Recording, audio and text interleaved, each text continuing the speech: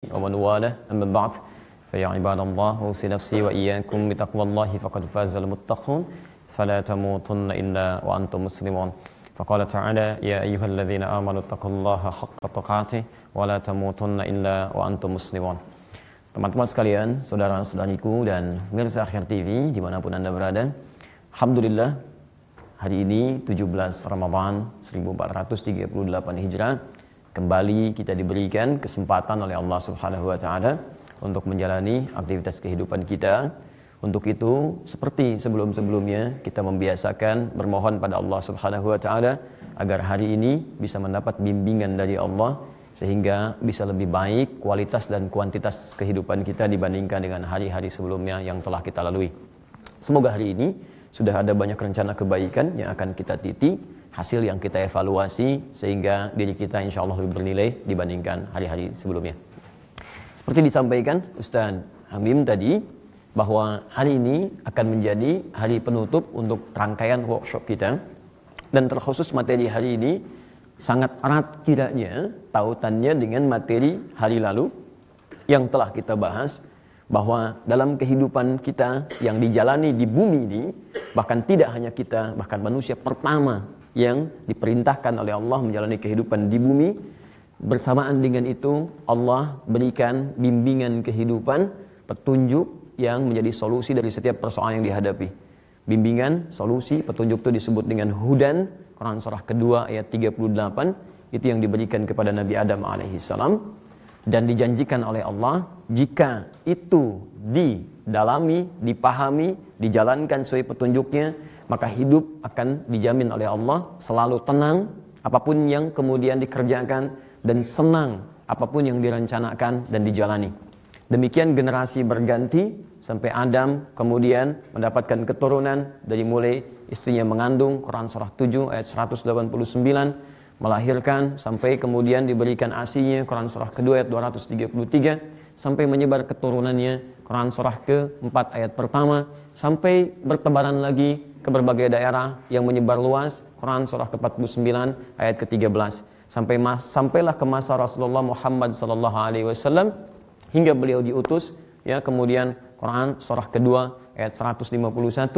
Yang paling menarik, sampai diutusnya Nabi untuk umat yang terakhir, itu pun diberikan petunjuk dengan nama yang sama, hudan, Quran surah kedua ayat 185. Dan bentuk hudannya dengan izin Allah dan dengan keadilan Allah itu selalu dibuat untuk bisa memberikan solusi pada manusia dalam setiap masa dan zamannya. Dibeda antara petunjuk di masa Nabi Muhammad dengan di masa Nabi Isa, ya, kemudian masa Nabi Musa, bahkan sebelumnya. Yang dimaksud beda bukan pada namanya, tapi pada isinya yang disesuaikan dengan kebutuhan umat yang hadir di masa itu. Nah, karena Nabi Muhammad SAW diutus sebagai Rasul yang terakhir untuk umat sampai zaman berakhir, maka petunjuknya pun spesial, diberi nama dengan Al-Quran yang harus sering dibaca, seperti kemarin kita terangkan. Dan isi Al-Quran dari Al-Fatihah sampai An-Nas itu singkatnya, itulah solusi kehidupan kita, petunjuk kehidupan kita, bahkan dari mulai dilahirkan sampai kembali kepada Allah, sampai kita telah memahami dalam workshop yang kemarin. Telah kita jabarkan dengan cukup luas. Sekarang persoalannya, karena inti kehidupan kita solusinya ada dalam Al-Quran, petunjuknya ada dalam Al-Quran, maka secara logis dipahami bahwa kita harus sering berinteraksi dengan Al-Quran. Nah, persoalannya adalah kalau petunjuk itu belum kita ketahui dengan baik, belum kemudian kita pahami dengan baik, atau yang lebih lugasnya lagi, tidak kita hafal petunjuknya, maka resikonya adalah kemanapun kita beraktivitas itu mesti dibawa. Anda yang belum tahu jalan-jalan di Melbourne, kemudian Anda, bergantung kepada peta misalnya, bukankah kemanapun peta itu mesti Anda bawa? Mau ke sini Anda cek lagi, walaupun sekarang dalam bentuk misalnya digital, ya, Anda lihat Waze, Anda lihat dan sebagainya, ya, Google Map dan seterusnya. Oh, ini beloknya ke sini, beloknya ke sini. Tapi bukankah orang-orang yang sudah mengetahuinya lebih mudah untuk bisa menghafalkannya? Dia tidak memerlukan lagi petunjuk-petunjuk yang tertuliskan. Kemanapun dia berada, dia bahkan Masya Allah, jangankan jalan mobilnya, jalan tikus pun dia hafal. Ya, ini kenapa jalan sini? Ini jalan tikus. Padahal tikus pun belum tentu lewat situ, gitu kan? Tapi Masya Allah, dia bisa tentukan ini yang cepat, ini yang lambat dan sebagainya. So, kita kemarin pernah bicara bahwa kita kayaknya repot gitu kalau bawa mushaf kemanapun. Mau ngantor, Anda bawa mushaf. Lihat, rapat dalam Al-Quran begini caranya. Masya Allah, tafsirnya bagaimana? Hadisnya. Ini mushafnya, ini hadisnya. Kemana-mana mustahil bisa dibawa keseluruhannya. Maka sekarang, ada nggak solusi ya Allah? Untuk bisa menghadirkan semua petunjuk itu ada dalam benak kita. Sehingga jadi ringan untuk dibawa kemanapun. Saya ingin jalan, kemudian hadir petunjuknya dalam benak kita. Begini cara jalan menurut Al-Quran.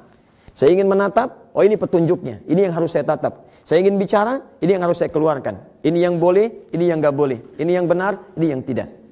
Nah, materi hari inilah kemudian yang akan berbicara tentang itu semua, bagaimana Allah Subhanahu wa taala memperkenalkan Al-Qur'an kepada kita untuk mudah dihafalkan. Kita akan bicara tentang manhaj menghafal Al-Qur'an langsung dari Qur'annya dan bukan metode yang ditemukan oleh satu atau dua orang tertentu. Jadi ini bukan metode saya, bukan juga penemuan dari ustadz yang lain, tapi kita akan bicara bagaimana Qur'an menyampaikan kepada kita bagaimana dia mesti dihafal. Kita berikan tema manhaj menghafal Al-Quranul Karim, dan saya masih pertahankan pembuka slide ini pada diantara materi yang pernah saya sampaikan 18 November tahun 2015 ya di kajian Al-Hujjah di Masjid Istiqamah di Kelapa Gading tahun 2015. Kenapa ini saya tetap tuliskan dan tidak saya ganti? Saya ingin tunjukkan bahwa orang-orang yang pernah belajar materi ini 2 tahun lalu atau bahkan sebelumnya, bahkan saya pernah sampaikan di tempat yang berbeda, tahu apa yang terjadi? Ketika mereka serius mendalami itu, kemudian mereka coba, mereka bermohon kepada Allah, ada perubahan besar dalam hidupnya. Di antara perubahan terbesarnya, tidak sedikit di antara mereka sudah mulai menghadirkan Quran dalam dirinya. Dan setengah-setengah, kemudian menjadi lebih lagi menjadi pribadi Qurani. Mereka menghafalkan ayatnya, sehingga mereka paham, kalau saya bekerja, berarti ini ayatnya. Kalau saya ingin di rumah tangga, ini ayatnya, dan seterusnya. Singkatnya, Alhamdulillah, di antara mereka bukan hanya ada orang-orang muda yang mungkin kekuatannya, ingatannya cukup baik, tapi juga ada orang yang dianggap sepuh, ada orang yang dianggap masih anak-anak, dan Masya Allah luar biasanya, kalau saya boleh sampaikan pada Anda, bahkan pertama saya kali ke Indonesia, kemudian saya ke Bekasi sekitar 4 tahun yang lalu, ya kita coba buka untuk menerapkan metode ini, salah satunya dengan mengundang siapapun untuk belajar. Tahukah Anda, ada orang yang tidak bisa baca Al-Quran sebelumnya, kemudian juga tidak memahaminya, lalu dia mencoba menghafalkannya. Apa yang terjadi? Masya Allah, dalam sepekan dia sudah bisa menghafalkan 20 ayat. Setelah itu ada kecintaan mendalam, sampai dia ngambil cuti dari proyeknya sejenak untuk bisa menghafalkan Qurannya, tanpa meninggalkan pekerjaannya. Apa yang terjadi? Masya Allah, anak kecil bisa menghafal Quran, orang dewasa bisa menghafal Quran, orang yang gak bisa baca bisa menghafal Quran. Kalau mereka saja bisa, kenapa Anda tidak? Dan saya yakin yang hadir di ruangan ini orang-orang yang hebat, orang-orang yang cukup baik, orang-orang yang sangat pintar, orang-orang juga terpilih. Jadi kalau orang yang dianggap biasa saja bisa menghafalkannya, kok kenapa kita tidak bisa melakukannya? Jelas ya? Jadi kita harus coba mulai ini dengan optimis. Saya pertahankan ini dan mudah-mudahan siapapun yang ada di ruangan ini diizinkan oleh Allah Subhanahu wa taala sebelum dia wafat untuk bisa menghafal Al-Qur'an insyaallah. Dan tidak cukup dengan amin, kita mesti belajar dulu ya. Baik. Karena amin itu artinya kerjakan dulu baru dikabulkan ya. Baik. Anda amin sampai kiamat kurang 2 hari, nggak pernah belajar, nggak akan dapat. Oke, kita mulai. Ya. Kenapa kita mesti belajar ini? Seperti biasa, ya manhaj kita di awal pertemuan, kita harus tahu apa benefitnya, pemanfaatnya, supaya yang kita pelajari memberikan hasil terbaik untuk kita. Pertama, tadi sudah saya sampaikan, manusia butuh pedoman untuk hidup. Ya, saya sudah sampaikan. Kesini saja kita butuh pedoman, apalagi untuk hidup yang kompleks, kan? Kemudian ini Al-Quran diturunkan sebagai pedoman paripurna bagi seluruh aktivitas hidup manusia. Kemarin sudah saya jelaskan, ya, bahkan kita tuliskan ayatnya bersama-sama dari sebelum kita dilahirkan sampai menghadap kepada Allah. Kemudian, ini Allah menjamin kemudahan hidup bagi muslim yang mengikuti pedoman Al-Quran. Tadi saya sampaikan, baik. Lihat bahkan ditegaskan lagi ketika Qurannya turun. Quran surah kedua ayat 185. Posisi paling kiri di pertengahan di ujung ayatnya. Lihat setelah Allah mengatakan Quran diturunkan di bulan Ramadan, lihat ujung ayatnya. Yuridullahu bikumul yusra wa la yuridu bikumul usra. Dengan Quran ini jika Anda ikuti, jika Anda pedomani, maka Allah menginginkan setiap hidup kita itu mudah. Saya enggak berkehendak hidup kalian susah, kata Allah. Jadi kalau ada orang hidupnya susah, mohon maaf, di rumah tangga susah, pekerjaan susah, kehidupan sosial susah, barangkali bukan dia yang tidak hebat dalam menyelesaikan masalah, mungkin dia nggak baca petunjuknya. Jadi awas, kalau ada yang hidupnya susah, jangan nyalahkan Allah. Allah nggak minta kita susah. Allah minta kita mudah. Bahkan nanti di ayat-ayat yang lain Allah tegaskan, inna ma'al usri yusran. Setiap ada yang susah, pasti ada kemudahan. Dan di antara sumber kemudahan itu terletak dalam petunjuk Al-Quran. Ya. Termasuk dalam menjalani ibadah puasa dan sebagainya. Teruskan. Ini yang paling penting. Ya Allah, kalau semua ada di Quran, kan? Dan kita membutuhkannya, maka secara logis, bagaimana supaya pedoman itu bisa kita hafalkan, mudah dibawa dan tidak sulit kemudian dibawa kemanapun. Maka ini ada jaminan nanti dari Al-Quran bahwa semua pedoman ini, petunjuk ini dijamin oleh Allah sangat mudah dihafalkan, tidak sulit untuk dibawa kemanapun kita beraktivitas. Ya, ini inti materinya. Kita hanya akan ada dengan satu ayat ini sebagai ayat inti dalam kajian kita di workshop saat ini. Ini kuncinya kemudahan untuk menghafal Al-Quran. Ini metode yang disampaikan oleh Al-Quran, manhajnya bagaimana Quran itu mesti dihafalkan. Anda boleh copy nanti kalau tertinggal tulisannya, Anda silahkan copy, saya sudah berikan kepada panitia dan masing-masing bisa membawa dan mempelajarinya kembali. Teman-teman fokus ya, kita akan mulai dan ini inti bahasan kita. Kita akan bersama Quran surah 54 Al-Qamar ayat 17, ayat 22, ayat 32, ayat ke-40. Redaksi ayatnya, bunyinya semuanya sama, tidak berbeda, disebutkan 4 kali di satu surah ini. Walaqad yassarnal Qur'ana lidzikri fahal mim mudzakir. Dan sungguh kami telah mudahkan Al-Quran untuk diingat, Masya Allah. Lihat, maka adakah di antara Anda yang mau mengingatnya? Menghafalkannya? Saya ulang ya, lihat kalimatnya. Walaqad yassarnal Qur'ana lidzikri. Lihat, Allah sampaikan dan sungguh kami telah mudahkan Quran untuk dihafalkan, untuk diingat. Yang nyampaikan bukan saya ya, ini statement Allah ya. Ini firman Allah Subhanahu wa taala. Saya mau katakan pada Anda. Sebentar, saya tanya sebentar. Simpan penanya. Kalau Allah menyampaikan sesuatu, kita percaya enggak? Yakin enggak? Baik. Allah mungkin salah enggak? Tidak. Baik. Kalau Allah sampaikan sekali, yakin enggak? Yakin. Baik. Saya ulang. Kalau Allah sampaikan sekali, yakin enggak? Yakin. Baik. Sekali aja mesti yakin. Sekarang Allah sampaikan 4 kali. Jadi kalau Allah sampaikan sampai 4 kali, Anda belum yakin juga, keterlaluan. Allah sampaikan, saya ulang, 4 kali di ayat ini. Sekali pun itu mesti kita yakin. 2 kali lebih yakin. 3 kali sangat yakin. 4 kali yakin banget. Jadi kalau misalnya Anda sampai tidak masuk dalam kategori tidak yakin dengan ayat ini, maka ada sesuatu yang harus kita perbaiki dalam diri kita. Sepakat sampai sini? Baik. Jadi kalau saya tanyakan, menghafal Quran itu mudah atau sulit? Ulangi, mudah atau sulit? Mudah. Kalau mudah, kenapa sampai saat ini belum hafal juga? Hah? Jangan tanyakan Allahu a'lam, kata Allah kan mudah. Baik ya. Nah sekarang pertanyaannya, kalau sulit, di mana letak kesulitannya? Inilah yang coba kita selesaikan persoalannya. Sulitnya di mana gitu kan? Karena anak kecil mata buta 4 tahun hafal Quran. Antum 40 tahun mata sehat, fisik kuat, kelengkapan lebih banyak belum hafal. Masalahnya di mana? Oh saya kan sudah semakin sepuh Ustaz. Ya Quran diturunkan ya Pak, sahabat sudah pada sepuh. Silakan cek, bukankah Quran turun usia Nabi 40 tahun? Bukankah kemudian turun selama 22 tahun dan seterusnya, kurang lebih 23 tahun? Yang menerima juga usianya hampir sama dengan Nabi rata-rata. Di atas 50 tahun, ada yang 60 tahun dan sebagainya. Dan mereka bisa hafal juga. Dan buktinya ada seorang nenek usia 82 tahun, cuma dibacakan oleh cucunya, dibacakan 2 tahun hafal Quran. Nenek itu tidak bisa baca, tidak bisa tulis, hanya mendengarkan saja 2 tahun hafal. Jadi teman-teman sekalian, coba kita selesaikan. Kalau mudah, alhamdulillah. Kalau sulit, sulitnya di mana? Itu yang coba kita selesaikan dengan keterangan ayat ini. Dan Allah langsung meminta kita. Kalau dalam bahasa yang lebih luas, menantang kita. Ayo, siapa yang mau coba menghafalkan? Fahal min mudzakir, saya jamin ini mudah ya. 4 kali loh saya jamin, kata Allah. 4 kali ini.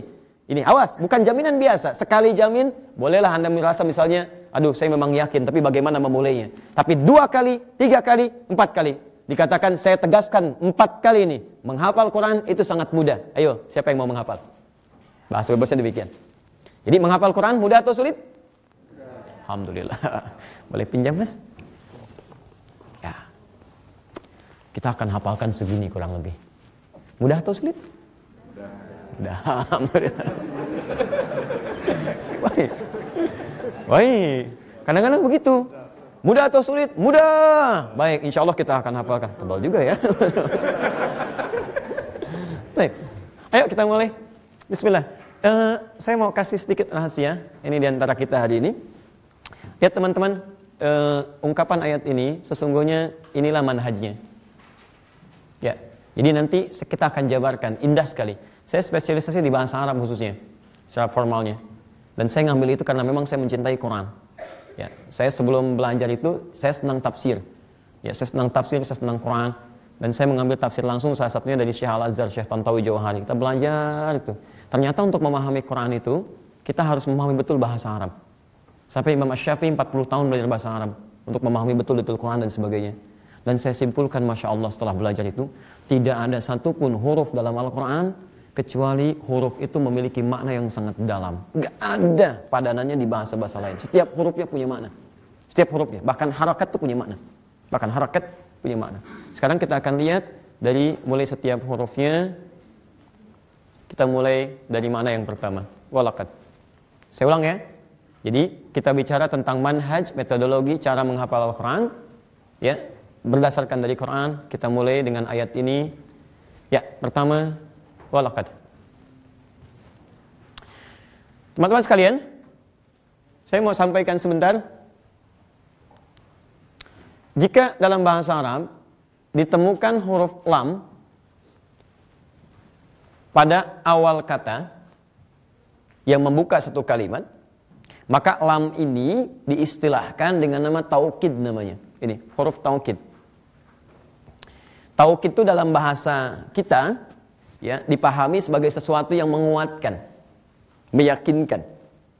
Dalam ilmu bahasa Arab, ketika ada satu kata, kemudian diawali dengan lam, maka lam itu difungsikan untuk meyakinkan seseorang yang diduga ragu pada informasi yang disampaikan. Jadi kalau saya katakan, misal saya katakan, Sayyid Rais ya'ti al-yawm. Ya, Perdana Menteri Australia akan datang ke workshop kita hari ini. Anda percaya enggak? Halo, jangan katakan wallahu alam, tidak mau percaya atau tidak gitu kan? Baik, tidak misalnya Anda ragu kan? Nah, ketika Anda ragu, saya bisa katakan Sayyid Rais la ya'til yaum. La pakai la. Ketika saya sampaikan menggunakan la, itu seakan-akan saya katakan, saya serius loh, saya benar. Beliau akan datang hari ini. Jadi untuk meyakinkan pada seseorang yang dipandang ragu pada informasi yang disampaikan. Jelas sampai sini? Baik. Ini bisa menggunakan lam, bisa juga menggunakan kod. Anda bisa pilih salah satunya. Ya, bisa pilih. Jadi Anda bisa gunakan qad atau bisa gunakan lam. Jelas? Misal, saya tunjukkan di Quran misalnya yang menggunakan lam saja. Wal 'asr innal insana lafi khusr. Lamnya ada, tapi qadnya enggak ada. Jelas? Ya, demi waktu yang selalu kita lalui. Ya. Awas, asar itu bukan waktu sore. Kalau sore itu masa dalam bahasa Arab. Masa itu sore. Asr itu al-waqtul ladzi yu'asiruna fahuwa asrun. Setiap waktu yang kita lalui sekarang pun asrun. Setiap waktu yang kita lalui, setiap detiknya itu asrun. Kata Allah, kalau waktu itu enggak kita manfaatkan dengan baik jadi ibadah, kita rugi loh. Ya. Semua manusia kata Quran berpotensi mengalami kerugian. Oh, masa sih? Enggak, saya untung. Kemarin saya jualan aja untung dan sebagainya bisa, gitu kan? Maka ditekankan oleh Quran pakai lam. Innal insana la, saya serius. Kalaupun Anda untung dalam urusan dunia, tapi kalau sedetik gak jadi ibadah, rugi kata Allah. Timbangannya hilang. Karena kamu bukan cuma hidup di sini, kamu akan kembali ke akhirat dan bekal kamu untuk pulang itu kalau jadi ibadah. Illal ladzina amanu. Makanya bekal pertama Anda harus beriman. Karena setiap pekerjaan yang dikerjakan oleh orang yang tidak beriman tidak bernilai ibadah walaupun dia baik.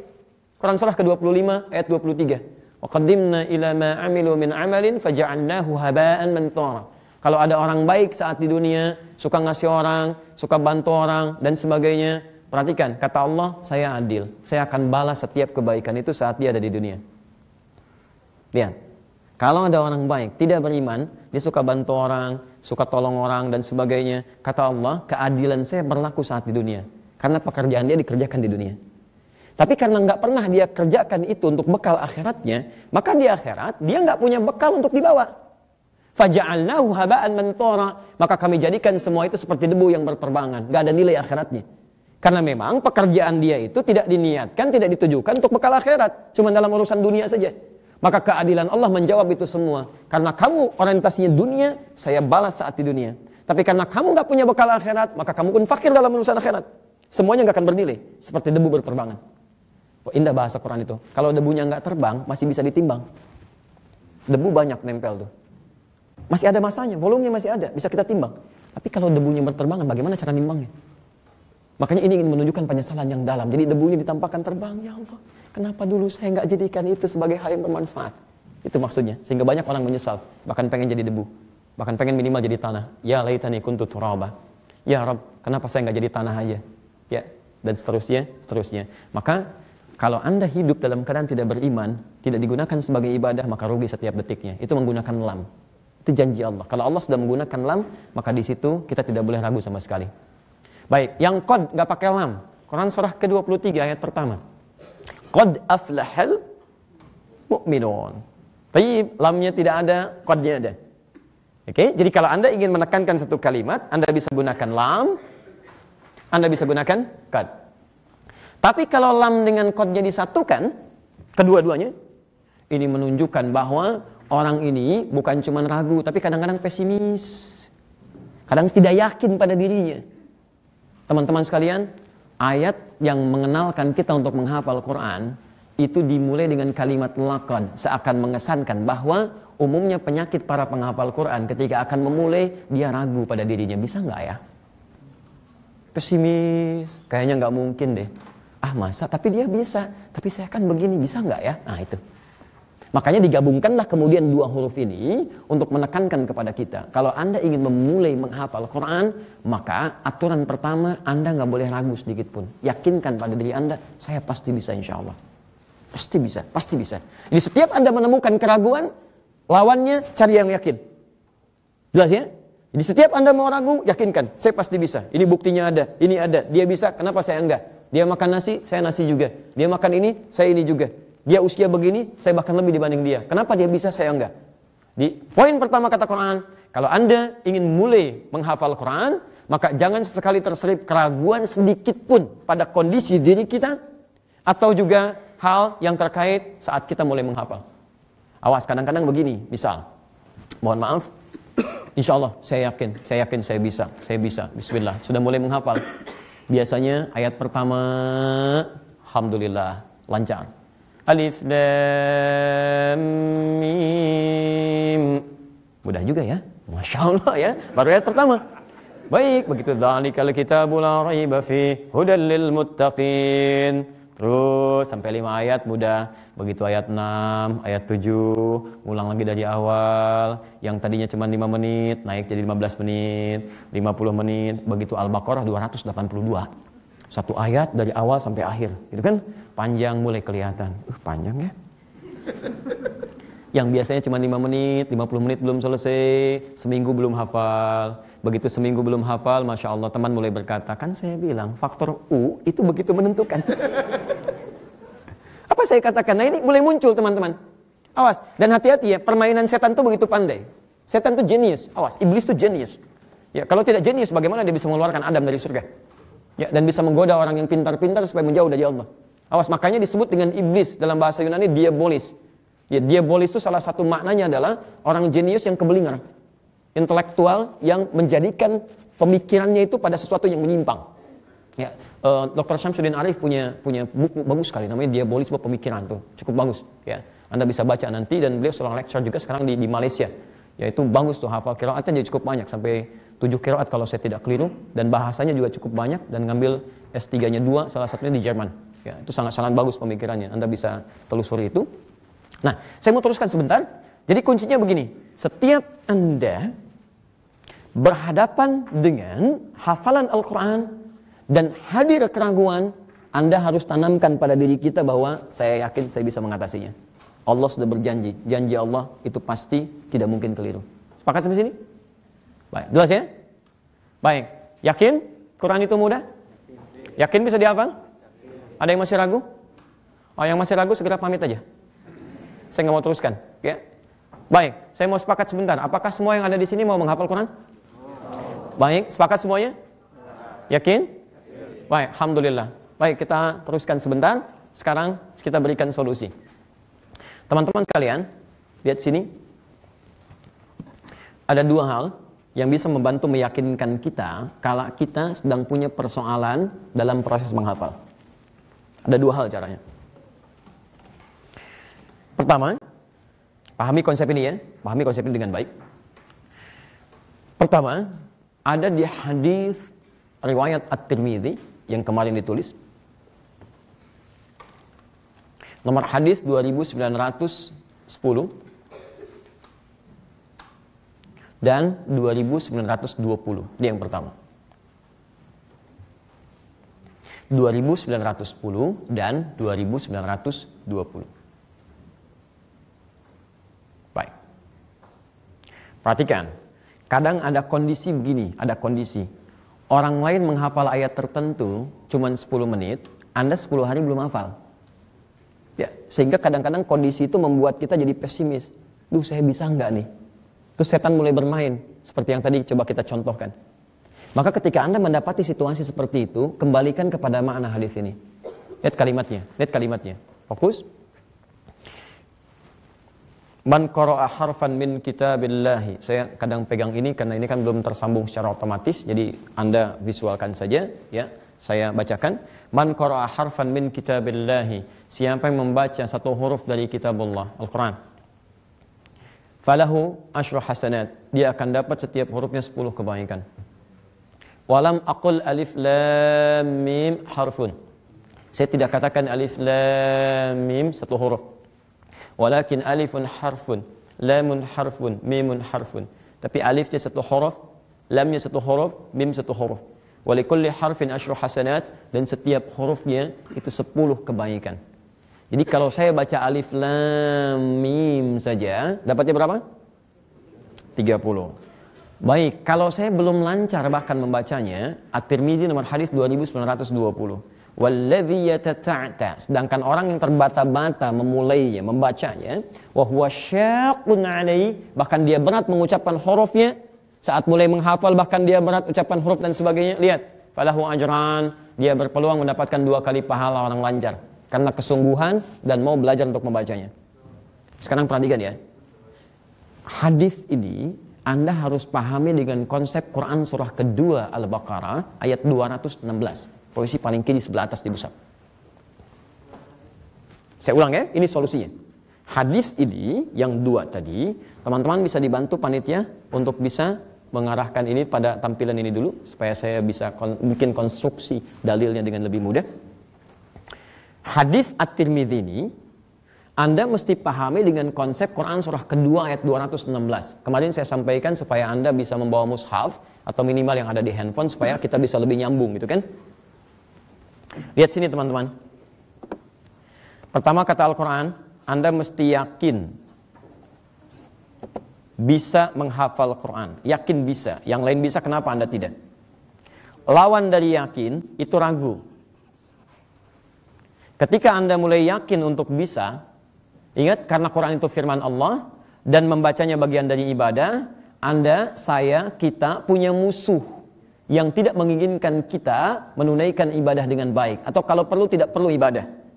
Namanya setan. Baik, namanya setan. Quran surah kedua ayat 168. Setan musuh yang sangat nyata. Asal setan dari iblis. Quran surah kedua Al-Baqarah ayat ke-34. Asal iblis termasuk jin yang menyimpang. Quran surah ke-18 ayat ke-50. Nah, tugas dia membuat kita yang tadinya yakin dibuat ragu, yang tadinya bisa menjadi tidak bisa. So kita bertanya, kalau kita mendapati keraguan ini ya Allah, solusinya apa? Supaya ini bisa kita atasi. Maka pertama, ketentuannya dari Nabi SAW terdapat di hadis riwayat At-Tirmidzi, dan kemarin pun ini saya tulis. Ya. Nomor hadis 2910 dan 2920. Baik, redaksi hadis ini tadi telah saya bacakan. Setiap huruf dalam Al-Quran, satu hurufnya, itu berbanding dengan berapa? 10 kebaikan, 10 kebaikan pahalanya. Dan 10 ini jangan dipahami 1, 2, 3 sampai 10. Saya sudah terangkan kemarin bahwa masjid pun yang 25 kebaikan tempatnya itu kata Nabi di hadis Muslim jarak 1 ke 2 500 tahun, 2 ke 3 500 tahun dan seterusnya. Oke, yang tidak lancar bahkan memulainya itu bisa mendapatkan peluang 2 kali dari pahala orang lancar. Nah, sekarang perhatikan cara mengamalkan hadis ini untuk mengatasi keraguan saat kita memulai hafalan Quran, maka pahami dengan konsep Quran surah kedua Al-Baqarah ayat 216. Posisi paling kiri sebelah atas. Baik, di mushaf standar. Lihat teman-teman, kutiba alaikumul qitalu wa huwa kurhul lakum. Kalau Anda sedang mengalami persoalan-persoalan dalam diri kita, ada gejolak-gejolak dan sebagainya, maka kaidah pertama kata Quran, perangi perasaan itu. Perangi, lawan. Lawan, oke? Jadi kalau Anda misalnya ada satu keraguan, lawan, hadirkan yang yakin. Dulu para sahabat itu ketika diajak untuk berjihad, ayo keluar, ayo kita. Mereka banyak, ada juga yang ragu di antara mereka. Ada yang yakin langsung, ada yang banyak pertimbangan. Maka turun ayat ini untuk mengatakan, ayo lawan perasaan kamu tuh, yakinkan pada diri kamu bahwa di balik ini ada kebaikan besar yang akan dicapai. Gak mungkin Allah membuat ujian itu sulit kecuali ada sesuatu yang lebih besar yang ingin Allah berikan kepada kita. Ingat, orang kecil itu hanya akan diuji dengan ujian yang kecil. Orang besar mustahil diuji dengan yang kecil, pasti ujiannya pun akan sebanding. Ya, mustahil. Jadi, sifat keadilan Allah menjadikan sesuatu menjadi seimbang. Kalau seseorang baru kecil-kecil saja, nggak akan diberikan yang besar.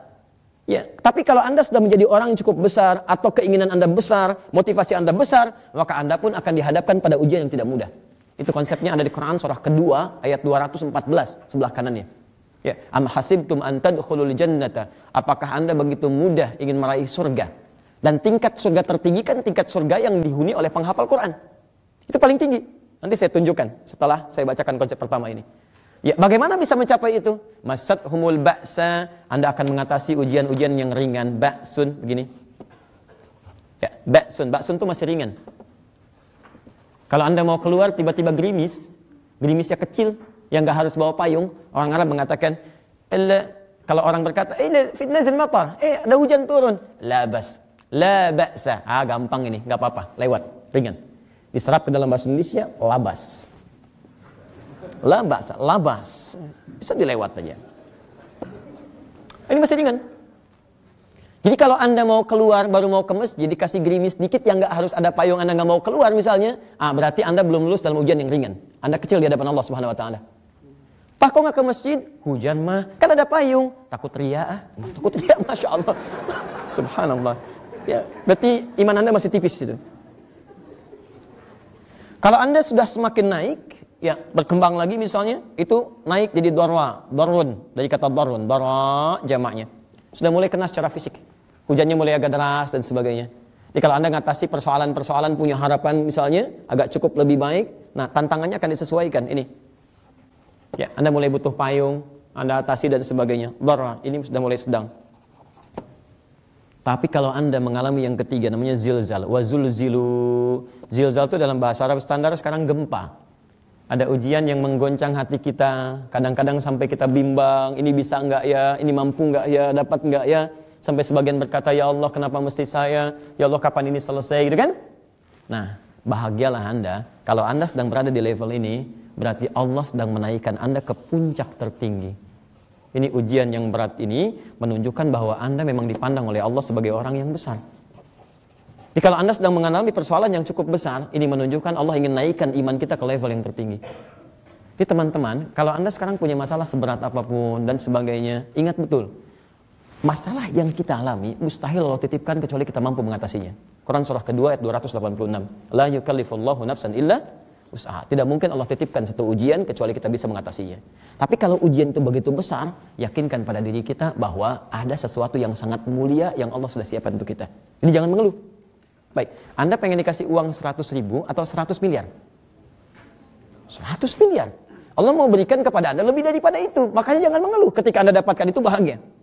Nah, penghafal Quran, dia punya cita-cita yang langsung akan dihadapkan pada yang ini. Makanya setan pun gak diam. Maka akan buat sedapat mungkin supaya gagal mendapatinya.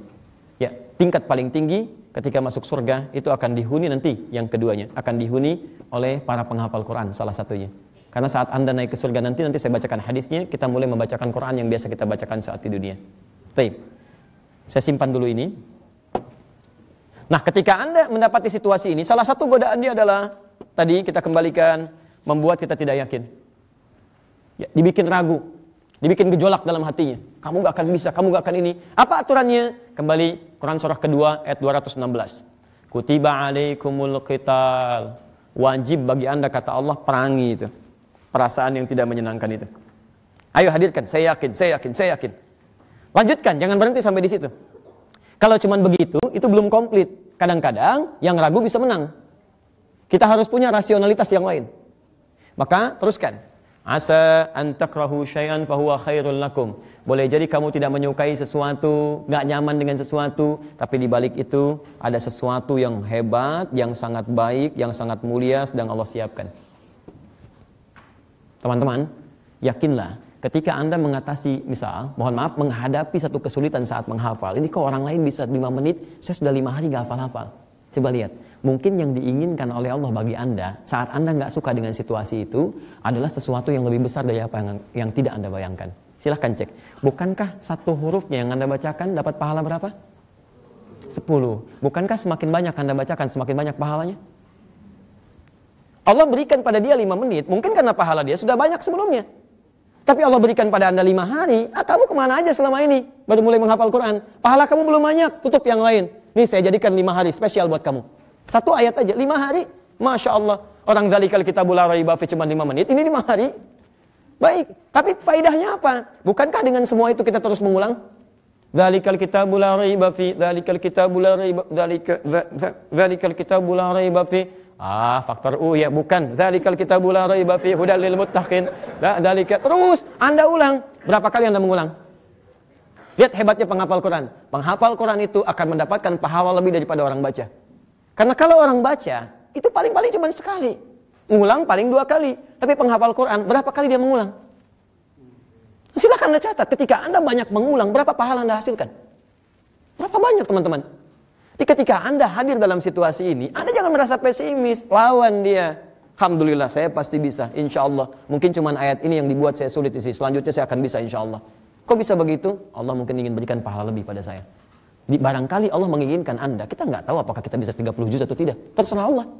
Allah yang firmankan Quran, Allah yang berkehendak. Mungkin Allah menginginkan sebelum kita meninggal, kamu banyak pahala aja yang dibawa pulang. Yang penting pahalanya. Terus. Tiba-tiba begitu sampai menghafal ayat itu, begitu selesai, alhamdulillahirabbil alamin, ya ayyatuhan nafsul mutmainnah. Meninggal Anda. Bukankah indah? Pahala dikumpulkan, dosa digugurkan, lisan sedang mengucapkan Quran, dan pahala terkumpul. Antum pilih mana? 30 juz belum tentu dapat surga, 1 ayat dapat surga. Pilih mana? Ya kalau bisa 30 juz dapat surga gitu kan? Ya. Jelas ya? Baik. Jadi itu poinnya. Ya, jadi jangan cepat putus asa dulu. Ya, tu asa an tuhibbu syai'an wa huwa syarrul lakum.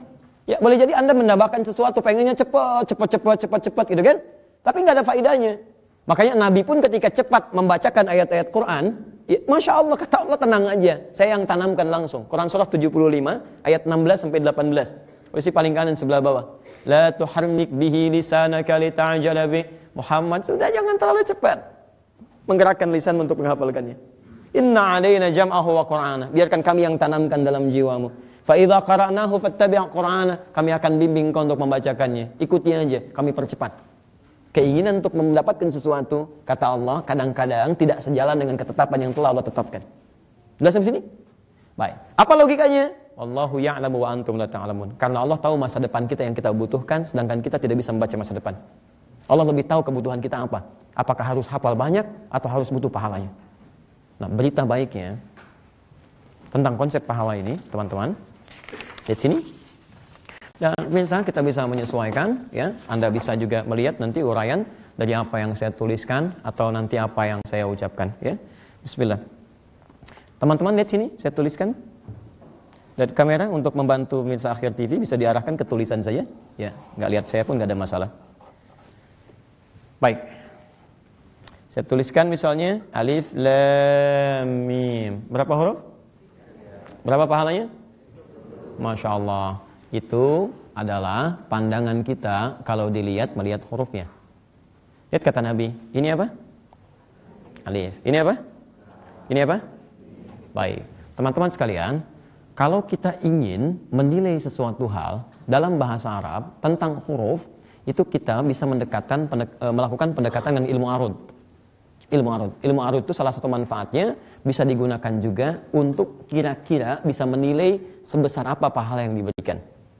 Dalam ketentuan ilmu arud ada 16 bahar rumusan. Salah satu rumusan dari semua ini adalah kita harus menuliskan apa yang diucapkan, bukan apa yang dituliskan. Karena semua apa yang diucapkan itu yang jadi rumusan, bukan apa yang dituliskan. Kalau tulisan cuma simbol. Jadi ketika Nabi mengatakan, ini huruf apa? Alif. Alif itu begini teman-teman. Jelas ya? Baik. Jadi ini berapa huruf? Masya Allah. Dari sini aja udah berapa? 30. Masya Allah. Jadi ini berapa huruf? Bukan. Ini huruf apa? Bukan alif. Ini hamzah. Ada kepalanya. Hamzah. Hamzah itu tulisannya begini. Hamzah. Ha, mim, zal, ta. Masya Allah. Ini berapa huruf? 4. 1, 2, 3, 4. Bukan. Ini ha. Ha itu tulisannya begini. Ha. Jadi dari sini aja udah dapat berapa huruf? Wallahu a'lam. Oke. Baik. Ustaz ngarang ya? Tidak. Mengarang itu hanya ada dalam pelajaran bahasa Indonesia. Di sini ada dalilnya. Kita lihat dalilnya di Quran surah kedua ayat 261. Posisi paling kiri sebelah atas. Lihat kalimatnya. Saya mau kasih teori ini dalam ilmu infak. Mathalul ladzina yunfiquna amwalahum fi sabilillah kamathali habbatin ambatat sab'a sanabil. Lihat, mathalul ladzina yunfiquna amwalahum fi sabilillah. Perumpamaan orang infak yang menginfakkan hartanya di jalan Allah, kamathali habbah, seperti orang yang menginvestasikan satu benih. Ambatat sab'a sanabil, kemudian tumbuh jadi 7 bagian tangkai. Fi kulli sumbuliyatin mi'atu habbah, kemudian dari setiap tangkainya ada 100 lagi bulir. Contoh, lihat sini. Jadi kalau ada orang infak misalnya, nilainya 1, ini perbandingannya 1 kali 7 kali 100. Berapa kali lipat di sisi Allah? 700 kali lipat. Lihat, sehingga sering dikatakan, ayo kalau infak di sisi Allah 700 kali lipat. Pernah dengar kalimat ini? Teman-teman, saya katakan, ini belum sempurna ayatnya. Harusnya ayatnya diteruskan. Wallahu yudha'ifu liman yasha. Dha'ifu, dan Allah akan melipat gandakan tanpa batas. Ingat keterangan saya kemarin? Ada menggunakan tasydid, ada menggunakan alif. Kalau Allah katakan yudha'ifu pakai tasydid, dha'afa, yudha'ifu tad'ifan, berarti lipat gandanya masih ada batas. Tapi kalau menggunakan alif, yudha'ifu, ini artinya tidak ada batas sama sekali, terserah Allah. Mau 700, 7.000, 700.000, 7 juta dan sebagainya. Kepada siapa? Liman yasha. Ini bagi siapa yang dikehendaki oleh Allah Subhanahu wa taala. Siapa yang dikehendaki itu salah satunya adalah orang yang ikhlas, yang tidak pernah berhitung atas apa yang dia infakkan. Yang penting Allah ridha dengan apa yang saya berikan, terserah mau berikan pahala berapa. Maka bagi orang seperti itu, Masya Allah, betapa besar pahala mengalir bagi dirinya. Penghafal Quran yang tidak memikirkan berapa hitungan yang Allah berikan ketika bacakan alif lam mim, bagi kalangan awam mungkin 30. Tapi yang Allah berikan bisa 300, 3.000, 3 juta dan seterusnya. Kalau Allah berikan pada Anda kesempatan 5 hari untuk mengulang-ulang ayat itu, berapa pahala yang sudah Anda dapatkan? Dan kita tidak tahu kapan kembali kepada Allah Subhanahu wa taala. Dan demikian cara berpikirnya. Jelas ya? Nah, jadi kalau Anda mendapatkan keraguan yang sifatnya barangkali Anda sendiri tidak memahaminya, maka cari pemahaman yang kiranya selaras dengan ini. Ya. Tapi kalau Anda berhitung ya, seperti itu diberikan. Ya Allah, hari ini kesalahan banyak nih, saya hitung-hitung ada 100. Saya tutup dengan bacaan Quran. Masya Allah, gitu kan? Bismillahirrahmanirrahim. 19 huruf kali 10 190. Masih untung 90. Masih untung dibilang Masya Allah ya. Baik, nah yang seperti ini hanya diberikan apa yang dia hitung. Jelas di sini? Oke, jadi ini bagian yang pertama. Jadi kalau Anda mendapati situasi demikian, maka segera bertawakal kepada Allah, minta, mohon, berdoa. Ya Allah, kiranya hal yang dianggap lambat oleh manusia ini adalah keinginan Engkau untuk memberikan saya kebaikan yang lebih. Maka mohon ridhoi saya ya Allah dengan pengulangan yang telah saya bacakan ini. Tapi mohon beri saya kesempatan sebelum saya wafat untuk bisa menghafalkan ayat ini pun yang bisa saya bawa pulang menghadap padamu. Mintakan dengan kalimat yang terbaik. Dan Allah akan percepat apa yang kita mohonkan itu. Jelas sampai sini? Baik. Selanjutnya, jika motivasi kita semakin berkurang, kadang-kadang malas, bahkan bukan cuma ragu, tapi dibuat malas, maka kita bisa tambahkan dengan yang hadis riwayat At-Tirmidzi. Nomor hadis At-Tirmidzi itu nama aslinya Muhammad ya, berasal dari Tirmidzi, dikenal dengan At-Tirmidzi.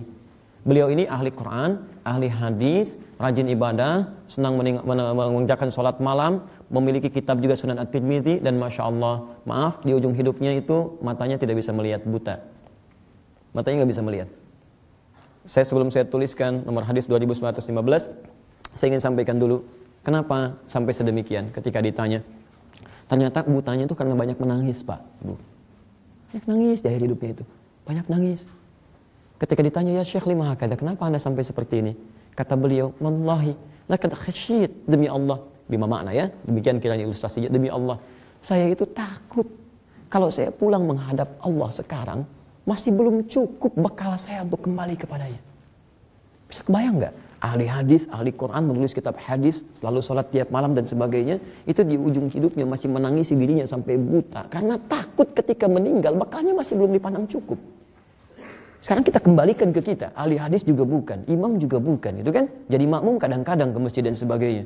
Dan coba cek, Quran belum hafal, hadis belum muncul, dan cita-cita begitu tinggi. Apa yang sudah Anda kerjakan selama ini? Sudah semakin sepuh masih karaokean juga gitu kan? Sampai kapan? Kita alihkan hidup kita, kita mesti berubah. Mesti berubah. Nah, di antara motivasi yang beliau berikan adalah hadis yang beliau diriwayatkan, nomor hadis 2915. Saya sampaikan ini ya, lihat kalimatnya. Ini tafsirnya, nanti tafsir dari Quran, surah ke 35 Fatir, ayat 32 sampai 33. Posisi paling kiri sebelah atas di mushaf standar. Saya sebutkan posisi untuk memudahkan aja, karena Anda bawa mushaf supaya nggak banyak nyari gitu kan. Yang standar ya. Ya, ini penghafal Qurannya ada di sini, ini yang pahalanya ada di sini. Ya. Nah, sekarang saya bacakan pelan-pelan. Lihat, saya gambarkan dulu situasinya. Wallahu a'lam bishawab, bagaimana nanti hakikatnya, karena kita hanya akan bisa melihat saat kejadiannya begitu nyata nanti insyaallah.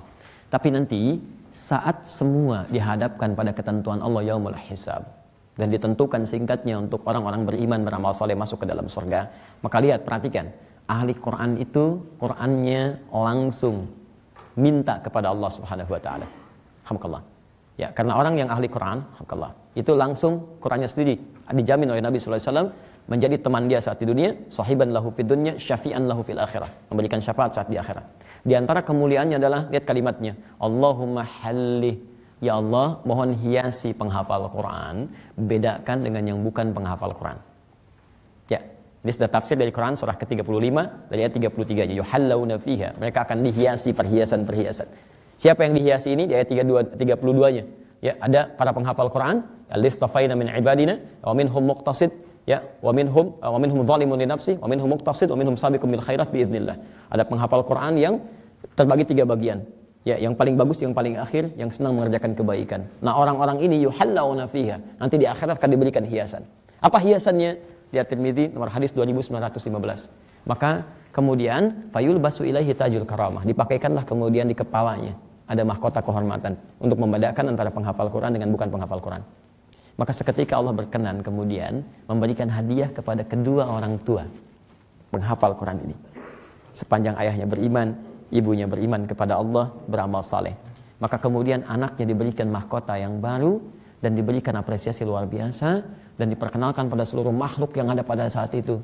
Dipakaikanlah kemudian oleh anaknya di kepala kedua orang tuanya. Yang kata Nabi, sinarnya lebih terang dibandingkan dengan matahari yang masuk ke dalam rumah seseorang. Insyaallah teman-teman sekalian, Anda jadi penghafal Quran bukan hanya untuk Anda, orang tua Anda pun dapat bagiannya. Pakaikan mahkota. Lalu mereka masuk ke dalam surga. Quran surah 52 ayat 21. Masuk surganya beriringan. Posisi paling kiri sebelah atas. Quran surah 52 ayat 21. Walladzina amanu wattaba'athum dzurriyyatuhum biimanin alhaqna bihim dzurriyyatahum. Masyaallah. Wa ma alatnahum min 'amalihim min syai', kullu imri'in bima kasaba rahin. Walladzina amanu, dan para orang tua yang beriman itu, wattaba'athum dzurriyyatuhum biimanin, dan diikuti oleh anak-anaknya, cucunya, cicitnya, semua beriman, mengerjakan amal saleh, alhaqna bihim dzurriyyatahum, maka kami akan kumpulkan mereka. Alhaq itu mulhaq, nempel. Kalau Anda bikin tulisan, ya di bawahnya kemudian ada footnote yang nempel ke atas, disebut dengan mulhaq namanya, nempel. Jadi nanti ada para penghuni surga, sekeluarga, bareng-bareng masuk surga, berhimpitan begitu. Dia begitu masuk, Masya Allah kami duluan ya, masuk tuh. Semua nih. Tapi yang hebat, ada para ahli Quran yang ada punya tanda di kepalanya, punya mahkota. Jadi begitu dia mau berangkat, anaknya gandeng kedua orang tuanya, di belakangnya ada saudaranya masuk ke surga bersamaan. Dan mereka para penghafal Quran. Fadilah satu orang menghafal, yang lain dapat keutamaannya. Dan yang lebih hebat, bukan surga biasa. Mulailah kemudian difirmankan kepadanya, waqra waqar. Sekarang, naiklah ke surga dengan membacakan Quran yang biasa engkau bacakan saat di dunia. Fa inna akhira qiraatika akhiru manzilatika. Maka akhir bacaan Quranmu, disitulah tempat tinggalmu. Maka teman-teman, terjadilah kemudian apa yang dilukiskan oleh para ahli Quran dengan penyesalan-penyesalan. Yang biasa cuma baca 5 ayat, wa ulaika humul muflihun, berhenti di situ tempatnya. Maka dia lihat temannya naik ke atas, karena dia biasa membaca sampai 10 ayat, fi qulubihim maradun, naik lagi karena semakin naik indah. Maka yang ini berkata, ya kenapa ya Allah saya nggak baca sampai yang 10 seperti dia. Yang ini nyesal lagi karena temannya 20, temannya 30. Maka Masya Allah, penghafal Quran, dia terus naik sampai mendapatkan puncak tertinggi. Kenapa Anda tidak menambahkan, memberikan sesuatu untuk orang tua Anda saat di akhirat nanti? Di dunia Anda nggak bisa berikan apa-apa, kenapa Anda nggak siap untuk di akhirat? Saat teman-teman yang lain sudah menyiapkannya, anak kemana aja? Sudah saat hidupnya nggak bisa berbakti, meninggalnya nggak bisa mendoakan, bahkan ya, masa untuk akhirat yang nggak bisa berikan sesuatu? Anda mulai dari sekarang. Karena Allah sudah janjikan. Lihat kalimatnya, wa ma alatnahu min amalihim min syai'. Kalau dua orang ini saling bisa memberikan manfaat, kami akan catat, gak akan kami sia-siakan. Orang tua menyekolahkan anaknya ke sekolah Quran, ortunya. Anaknya menghafal, orang tuanya nggak hafal, tapi amalan orang tua ini dicatat oleh Allah. Setiap anaknya menghafal Quran, setiap anaknya membacakan Quran, setiap anaknya mimpin sholat, setiap huruf yang mengalir untuk orang tuanya. Masya Allah. Silahkan lihat. Kullu mri'in bima kasabarahin. Tapi kata Quran, mohon maaf, itu pilihan. Pengen silahkan, tidak terserah Anda. Tapi akan tiba satu masa di mana sebagian orang tertawa, yang lain hanya menundukkan kepalanya penuh dengan penyesalannya. Bahkan dilukiskan di Quran surah 63 ayat 9 sampai dengan ayat 11. Fa'asaddaqa wa aqam minas salihin. Ya Allah, beri kesempatan sedikit aja ya Allah. Saya mau kembali lagi. Saya pengen ngulang lagi. Saya pengen bersedekah harta saya pada yang benar. Saya pengen didik ini, saya pengen lakukan ini. Masya Allah, sebelum masanya tiba. Yang lain diwafatkan, mungkin sudah cukup bekalnya. Kita hidup sampai sekarang karena belum cukup kita mewujudkan itu. Saya mau sampaikan pada Anda 2 kisah yang luar biasa. Satu, ini di Indonesia, di Jakarta, namanya Umar. Ini kisah nyata yang saya terima. Umar ini anak dari satu keluarga yang sangat luar biasa. Bapaknya sibuk, punya kesibukan yang luar biasa, tapi ibunya juga cukup kuat. Ya, dia sekolah di sekolah internasional. Dan suka ada kan Father Day ya, hari ayah dan sebagainya, di situ perform. Jadi setiap ada hari ayah, tuh ayahnya nggak bisa datang, saking sibuknya. Ya, tapi ibunya cukup berjuang, dia datang, dia juga kursusin Umar ngaji dan sebagainya. Satu kali ibunya mulai merasa kesal, berkata pada suaminya, lihat kalimatnya, kalau kamu nggak datang sesi yang ini, rumah tangga kita akan jadi masalah. Maka bapaknya mulai mengatur waktu, bapaknya Umar, so dia katakan insya Allah saya datang. Begitu datang, suasana seperti ini kurang lebih baik. Ngambil kursi pun yang paling pojok, supaya masih bisa memikirkan tentang pekerjaannya. Di pojok dia menyendiri, tiba-tiba yang lain sudah mulai perform, ada yang nyanyi, ada yang puisi, ada yang menari dan sebagainya. Tibalah waktunya Umar. Ini nyata, saya tidak mengarang satu cerita. Begitu Umar dipanggil, cukup mengejutkan. Dia minta pada pembawa acaranya, Miss, tolong panggilkan Mr. X. Bapaknya mulai ngangkat kepalanya, karena yang dipanggil bukan bapaknya, ternyata orang lain. Siapa yang datang? Guru ngajinya. Hadir ke panggung. Ketika datang, kata Umar, memang sengaja spesial, beliau undang guru ngaji datang. Saya ingin perform dengan membacakan ayat Al-Quran yang pernah saya pelajari dari Ustadz. Tolong cek hafalan saya. Dia bacakan surat An-Naba. Minta dibaca. Baca ayat pertama, ayat kedua, ayat ketiga, sampai 20 ayat cukup bagus, kata Ustadznya, lihat. Cukup Umar, berhenti sampai situ. Sekarang saya akan cek hafalan kamu. Ayat 40, baca. Ayat 35, baca. Ayat 30, baca. Lancar bacaannya. Yang paling menarik, ketika semua selesai, gurunya penasaran. Umar, termasuk juga moderatornya. Ini yang lain kok performnya menari, menyanyi, baca puisi. Umar kok baca Quran. Kenapa beda? Lihat apa jawab Umar. Saya mendengar dari Ustadz bahwa kalau saya mulai menghafal Quran, nanti di akhirat saya akan mendapatkan mahkota yang saya juga bisa pasangkan di kepala papa dan mama. Selama ini papa begitu sibuk, Saya nggak bisa sempat bertemu, tidak cuma cukup waktu. Saya nggak ingin dipisahkan di akhirat yang sifatnya abadi. Saya nggak pengen berpisah lagi. Saya menghafal Quran untuk memberikan mahkota pada papa dan mama. Masya Allah. Anda tahu apa yang terjadi? Bapaknya di sana kemudian mulai bangkit, dia nangis, dia datang ke depan, dia bawa anaknya, permisi keluar dari gedung itu. Kemudian dia pulang ke rumahnya. Dia katakan dia minta maaf pada istrinya. Dia mulai duduk bersama-sama. Kemudian mereka mulai merubah tentang pola kehidupannya. Sampai hari ini mereka menjadi keluarga Quran. Dan Umar sudah hafal Quran insya Allah. Ya, dan Anda kapan? Apa Anda mau masih pengen sibuk juga? Anda kejar dunia Anda silakan. Orang lain sedang ngejar akhirat, Anda masih sibuk dengan dunia. Dan Anda mau meninggal. Ya. Yang lebih hebat lagi di Palestina, Masya Allah. Nih, ada di Libya dan saya mengalami sendiri ini. Dua tempat ini di dunia itu termasuk produk penghafal Quran. Libya itu nomor 2. Ini nomor 1.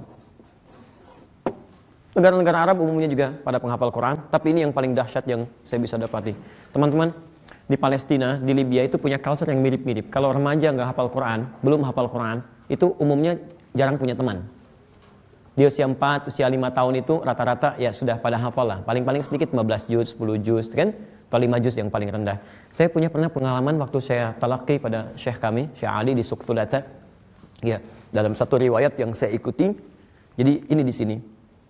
Ya, satu kali saya sampai di sini, kemudian kami duduk, syekh kami di kursi, terus saya mulai kemudian menyampaikan hafalan saya, beliau cek. Begitu di tengah-tengah hafalan, tiba-tiba ada seorang gadis manis. Kecil, usia 3-4 tahun. Anaknya cantik, lugu, polos, datang ke tengah halaqah kami dan dia bawa selang, teman-teman. Bawa selang, Bu. Dia datang bawa selang, terus dia datang dengan manis, dia katakan, lihat kalimatnya, Syekh, idribini. Saya pikir, hah? Syekh, tolong pukul kepala saya, katanya. Syekh kami cuma senyum, dia bertanya, lihat kalimatnya. Tidak, 5, kenapa? Lihat jawabannya. Enenesit, katanya. Saya lupa, pikir anak ini, dia lupa menghafal itu karena ada sumbatan di kepalanya. Saking inginnya hafal ayat yang dihafalkan, tolong pukul kepala saya dengan selang supaya lancar lagi sumbatannya. Nah, kebayang nggak? Anak 3 tahun, 4 tahun pengen hafal Quran karena dia pengen ada sesuatu yang dia persembahkan sampai minta dipukul. Anda dikasih 30 tahun, 40 tahun, Anda kemana aja selama ini? Dan kita mendapatkan anugerah kemudahan. Di Palestina lebih dahsyat, makanya nanti mau saya tunjukkan. Kalau anak-anak sudah pada hafal Quran, usia-usia itu 30 juz dan sebagainya, lihat candanya. Lihat candanya, teman-teman. Dia akan bercanda kepada teman yang baru 15 juz, baru 10 juz. Nanti kalau saya sudah ada di atas, saya dadahin kamu di bawah ya. Masya Allah. Kita ada di mana? Berapa juz yang sudah kita siapkan sampai hari ini? Jangan-jangan tiap hari minum juz kurma, juz buah, juz mangga, macam-macam. Tapi di surga tidak kita dapatkan. Makanya jangan heran kalau mereka kalau sudah hafal Quran itu kadang keluar main-main. Karena nggak ada main, saking nggak adanya. Yang ada cuma pistol-pistolan, tembak-tembakan dari kayu yang dirakit macam-macam dan sebagainya. Cuman itu yang ada. Makanya dari atas, drone dan sebagainya ngelihat. Ini kayaknya ada mujahid lagi perang-perangan. Anak-anak lagi main-main. Tiba-tiba datang. Apa anak kita penghafal Quran lari? Kalla, tidak. Hafal Quran nggak akan pernah lari. Satu dia katakan, lihat tuh, di bom itu terukir nama saya pulang duluan. Kata temannya, bukan kamu, saya nyusul ayah saya duluan. Saya kejar paman saya duluan. Tiba-tiba kena mereka. 1, 2, 3. Apa Anda pikir, maaf ya, kematian itu pasti, maut itu pasti. Cuman sebabnya yang beda. Jangan pernah merasa kasihan dengan mereka, yang kasihan itu kita. Saking sayangnya Allah pada mereka, cepat kamu pulang sesuai dengan ajalnya. Pulang sini. Alam kubur lebih enak dibandingkan dengan alam yang kamu sekarang alami. Mohon maaf, setengah roti bagi 16 orang. Mau minum airnya diracun, harus dibersihkan dulu, pulang sini. Saya berikan kenikmatan lebih besar dibandingkan alam kamu sekarang. Makanya Masya Allah, ada yang pulang masih dalam keadaan bayi, ada yang baru tumbuh, ada yang macam-macam. Masya Allah hidupnya nyaman, penghafal Quran, wafatnya syahadah, kurang apa lagi? Makanya Allah janjikan di Quran surah ketiga ayat 169 itu sampai 171. Wala tahsabanna alladziina qutilu fi sabilillahi amwata. Jangan dikira orang yang wafat di jalan Allah wafat begitu saja. Bal ahya'un 'inda rabbihim yurzaqun. Tapi Allah akan berikan kenikmatan lebih di alam kuburnya. Farihina bima atahumullahu min fadli. Mereka hanya mendapatkan kebahagiaan karena dikasih kenikmatan lebih oleh Allah dari apa yang mereka dapatkan di dunia. Lihat kalimatnya. Wa yastabshiruna billadzina lam yalhaqu bihim min khalfihim alla khaufun 'alaihim wa lahum yahzanun. Kalau mereka bisa, mereka akan kembali. Kalau mereka mampu, kalau mereka bisa, mereka akan kembali pada keluarga yang terlihat kadang sedang menangis, kadang sedang gelisah. Mereka katakan, kamu gak usah nangis, gak usah sedih. Jangan kasihan dengan saya. Kalau bisa kamu cepat nyusul sini. Di sini lebih enak dibandingkan alam kamu.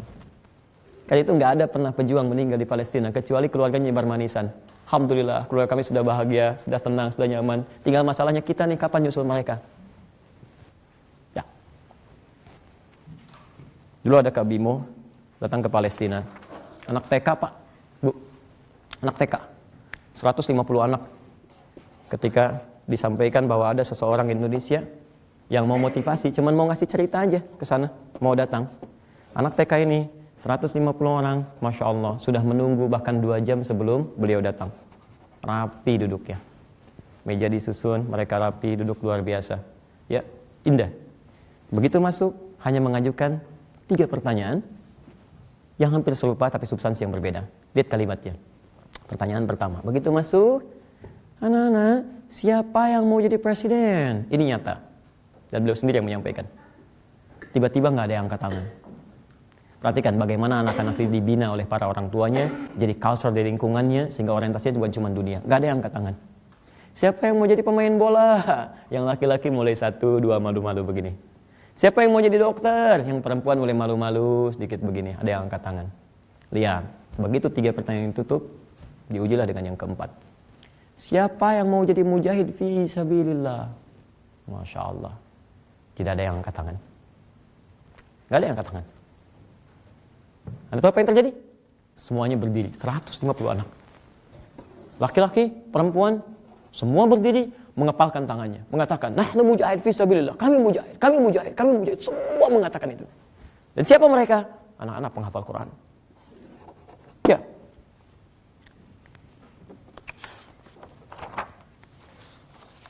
Mereka mulia, dalam kuburnya baik dan akhiratnya insya Allah. Dan mereka selalu berkata, nggak usah datang ke sini, nggak usah kirim apa-apa, cukup doakan aja. Kalau ada kelebihan harta silakan, kalau ada yang bisa dikirimkan silakan. Itu pun Masya Allah dihambat kemudian nggak bisa masuk, darat, laut, udara diblokade, tapi Allah kirimkan hiu, kirimkan makanan, kirimkan macam-macam, sekarang bertahan. Apa yang membuat mereka bertahan? Silakan cek, silakan research. Cuman satu, Quran. Cuman satu, Quran.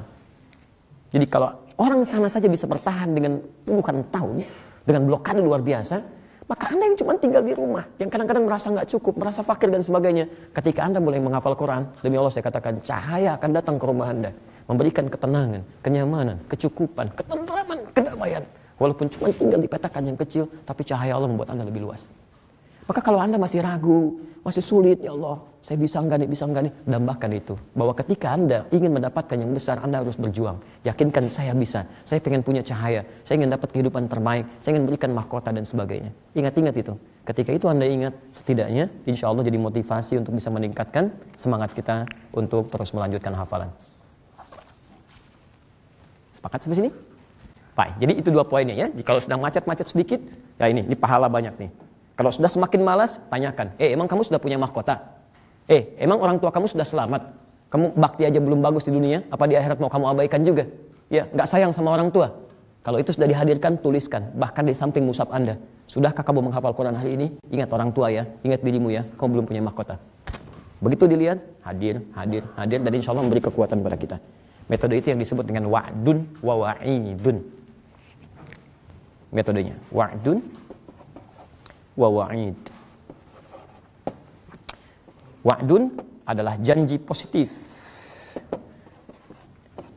yang diberikan pada orang yang beramal kebaikan. Wa'id adalah ancaman yang ditegaskan pada orang yang terfikir berbuat maksiat. Ini rumusnya. Jadi kalau Anda ingin selalu jadi orang baik dalam kehidupan, ingat betul rumus ini, termasuk dalam menghafal Quran. Jelas ya? Kalau Anda ingin berbuat sebuah kebaikan, rumusnya, ayo keluarkan dulu motivasi-motivasi kebaikannya. Supaya semakin semangat. Ya, Anda misalnya mau tahajud kan gak mudah dikerjakan. Saya lompat sedikit ya. Tahajud kan gak mudah, jangan dikira mudah. Tahajud itu, asal katanya, teman-teman, itu dari kata hajada. Ha, jim, dal. Aktivitas yang dikerjakan setelah kita istirahat terlebih dahulu. Di Anda tidur, malamnya bangun. Itu hajada. Kok bisa ditambah ta dan huruf sebelum akhir pakai tasydid? Kalau ada huruf, kemudian ditambahkan pada satu kalimat, hurufnya itu ta, diantaranya ini menunjuk sesuatu yang serius. Sungguh-sungguh. Kalau huruf sebelum akhir mendapatkan tasydid, tasydid itu double, syiddah. Syiddah itu berat, menunjuk pada aktivitasnya tidak mudah, berat. Butuh motivasi yang double, 2 kali lipat. Ya. Ingin menunjukkan bahwa amalan tahajud ini itu tidak mudah dikerjakan. Anda butuh motivasi 2 kali lipat, plus juga Anda harus serius merencanakannya. Makanya sebelum Anda tunaikan tahajud, kalau Anda terapkan tadi rumus wa'dunnya, keluarkan dulu janjinya. Benefitnya apa kalau kita tunaikan tahajud? Keluarkan ayatnya. Misal, Quran surah ke-17, ayat 79 sampai 81, posisi paling kiri sebelah atas. Orang yang tahajud, kata Allah, akan mendapatkan 4 kemuliaan yang tidak diberikan kepada orang yang tidak tahajud. Walaupun sholat 5 waktunya khusyuk. Anda enggak tahajud, Anda enggak akan dapat. Wa minal laili fatahajjad bi nafilatil lak. Di antara sementara malam bangun tunaikan tahajud walaupun hukumnya cuma sunnah. Tapi pahalanya 1 yang Allah berikan.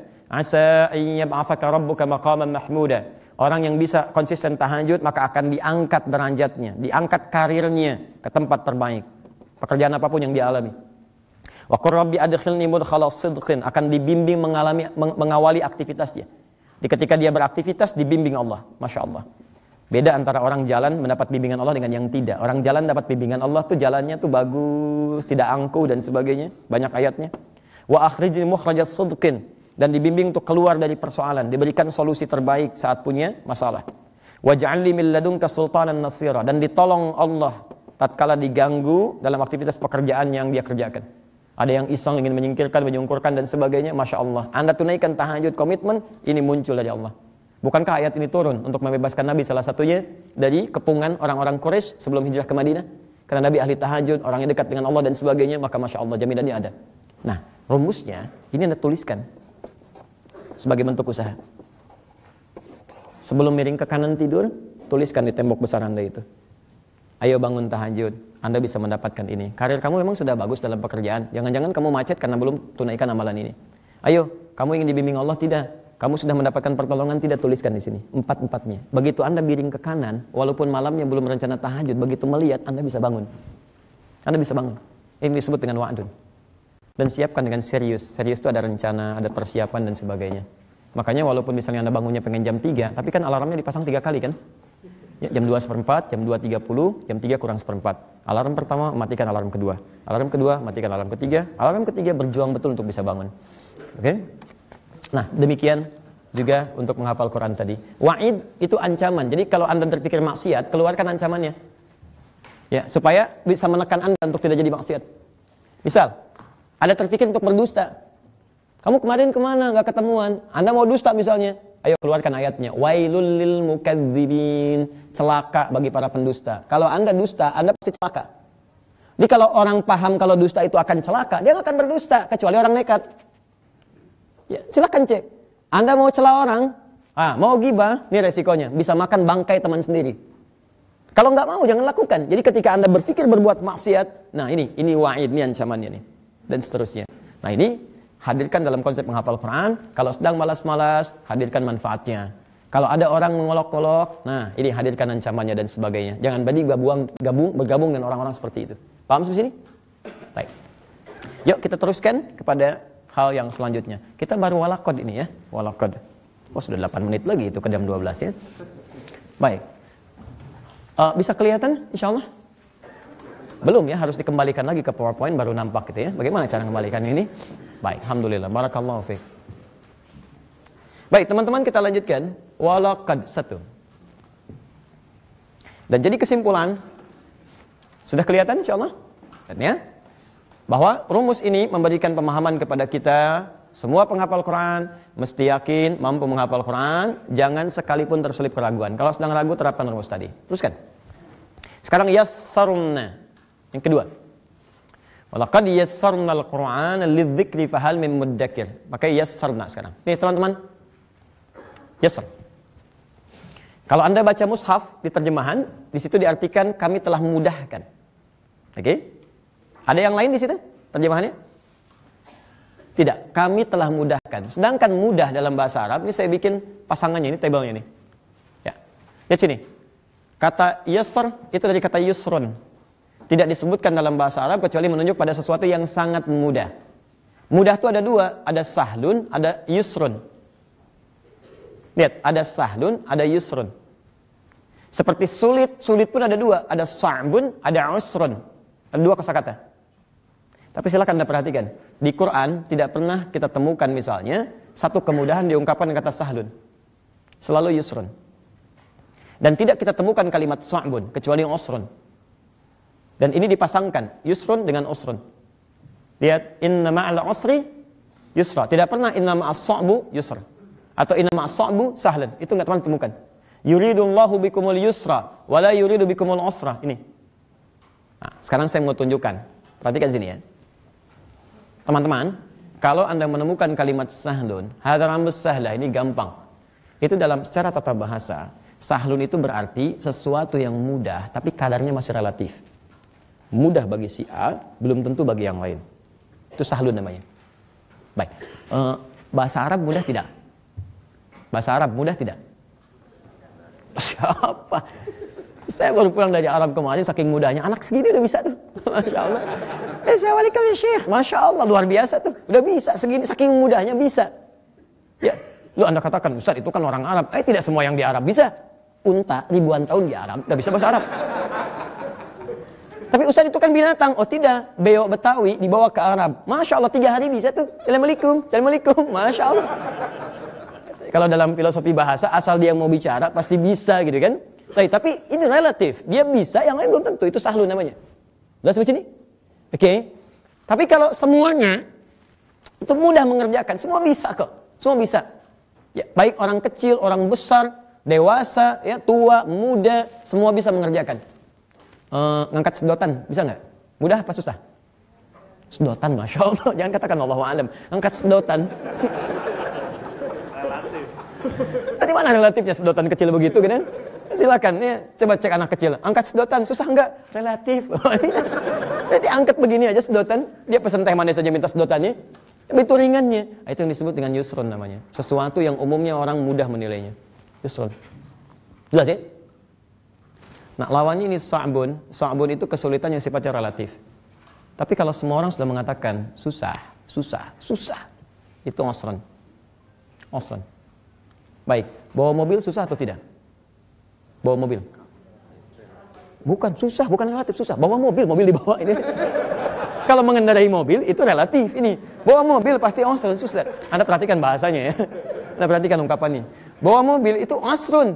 Tapi kalau mengendarai sa'bun, Anda bisa, saya belum tentu. Tapi kalau bawa mobil, setiap orang belum tentu mengatakan itu relatif. Susah.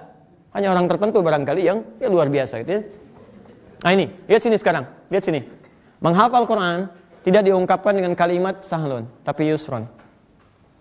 Allah ingin menegaskan kepada kita bahwa, Masya Allah, Quran itu saking mudahnya kata Allah, saya mudahkan semudah-mudahnya, sehingga nggak ada yang relatif. Mudah. Kalau cuma relatif, kita masih punya celah untuk mengatakan, ya Allah, kan susah nih, kan relatif. Tapi Masya Allah, kata Allah, saya jamin nih, mudah, semua orang bisa melakukannya. Quran diungkapkan dengan bahasa Arab, tapi orang nggak bisa bahasa Arab pun bisa hafal Quran. Apa Anda kira orang Indonesia semuanya bisa bahasa Arab? Silahkan cek, tapi mereka bisa menghafal Quran. Bahkan Fajar, Masya Allah. Anda pernah dengar namanya Fajar? Orang Indonesia? Dan mungkin itu rekor di dunia. Seorang anak yang dilahirkan dalam keadaan yang barangkali secara fisik tidak normal. Kan? Bahkan ketika lahir sangat prematur, beratnya cuma 1,5 kilo. Kan sebagian sarafnya juga ada persoalan. Tapi ayahnya Masya Allah, luar biasa. Ibunya Masya Allah. Begitu diberikan ASI, ayahnya di sampingnya. Bacakan Quran 1 juz. Begitu tidak 3 tahun, orang lain bicara, anak ini pun bicara. Tapi yang keluar di lisan anak ini cukup aneh. Yang keluar kok Quran. Quran, ditanya Quran. Begitu mengejutkan, diundang seorang ustadz untuk melihat. Ternyata anak ini sudah hafal Quran. Dalam usia 3 tahun. Cuman mendengar, bapaknya bacakan, hafal Quran. Masya Allah, saking mudahnya. Anak 3 tahun, lahirnya prematur, dianggap tidak sempurna. Kalau ditanya mikirnya lambat kalau dalam urusan dunia. Ya. Namanya siapa? Sepersekian detik baru jawab. Fajar, ya baru jawab. Tapi kalau ditanya Quran, hampir nggak mikir tuh. Alif lam mim dzalikal kitabul la raiba fihi hudal lil muttaqin, Masya Allah. Mu'adz matanya buta, 4 tahun, orang Mesir, hafal Quran. Kan? Banyak sekali. Ada yang sudah tua, yang sudah macam-macam dan sebagainya hafal Quran. Saking mudahnya itu bisa. Saking mudahnya teman-teman. Bukan seperti yang relatif tadi dan seterusnya. Tidak. Ini. Jadi kalau Allah sudah jamin itu mudah, kenapa kita tidak ambil kemudahan itu? Jelas ya? Dan hebatnya di Quran, lihat ini. Pasangan ini dipasangkan dengan usron. Usron itu kan kesulitan yang sifatnya mutlak. Sulit, benar-benar sulit, nggak bisa. Lihat sini.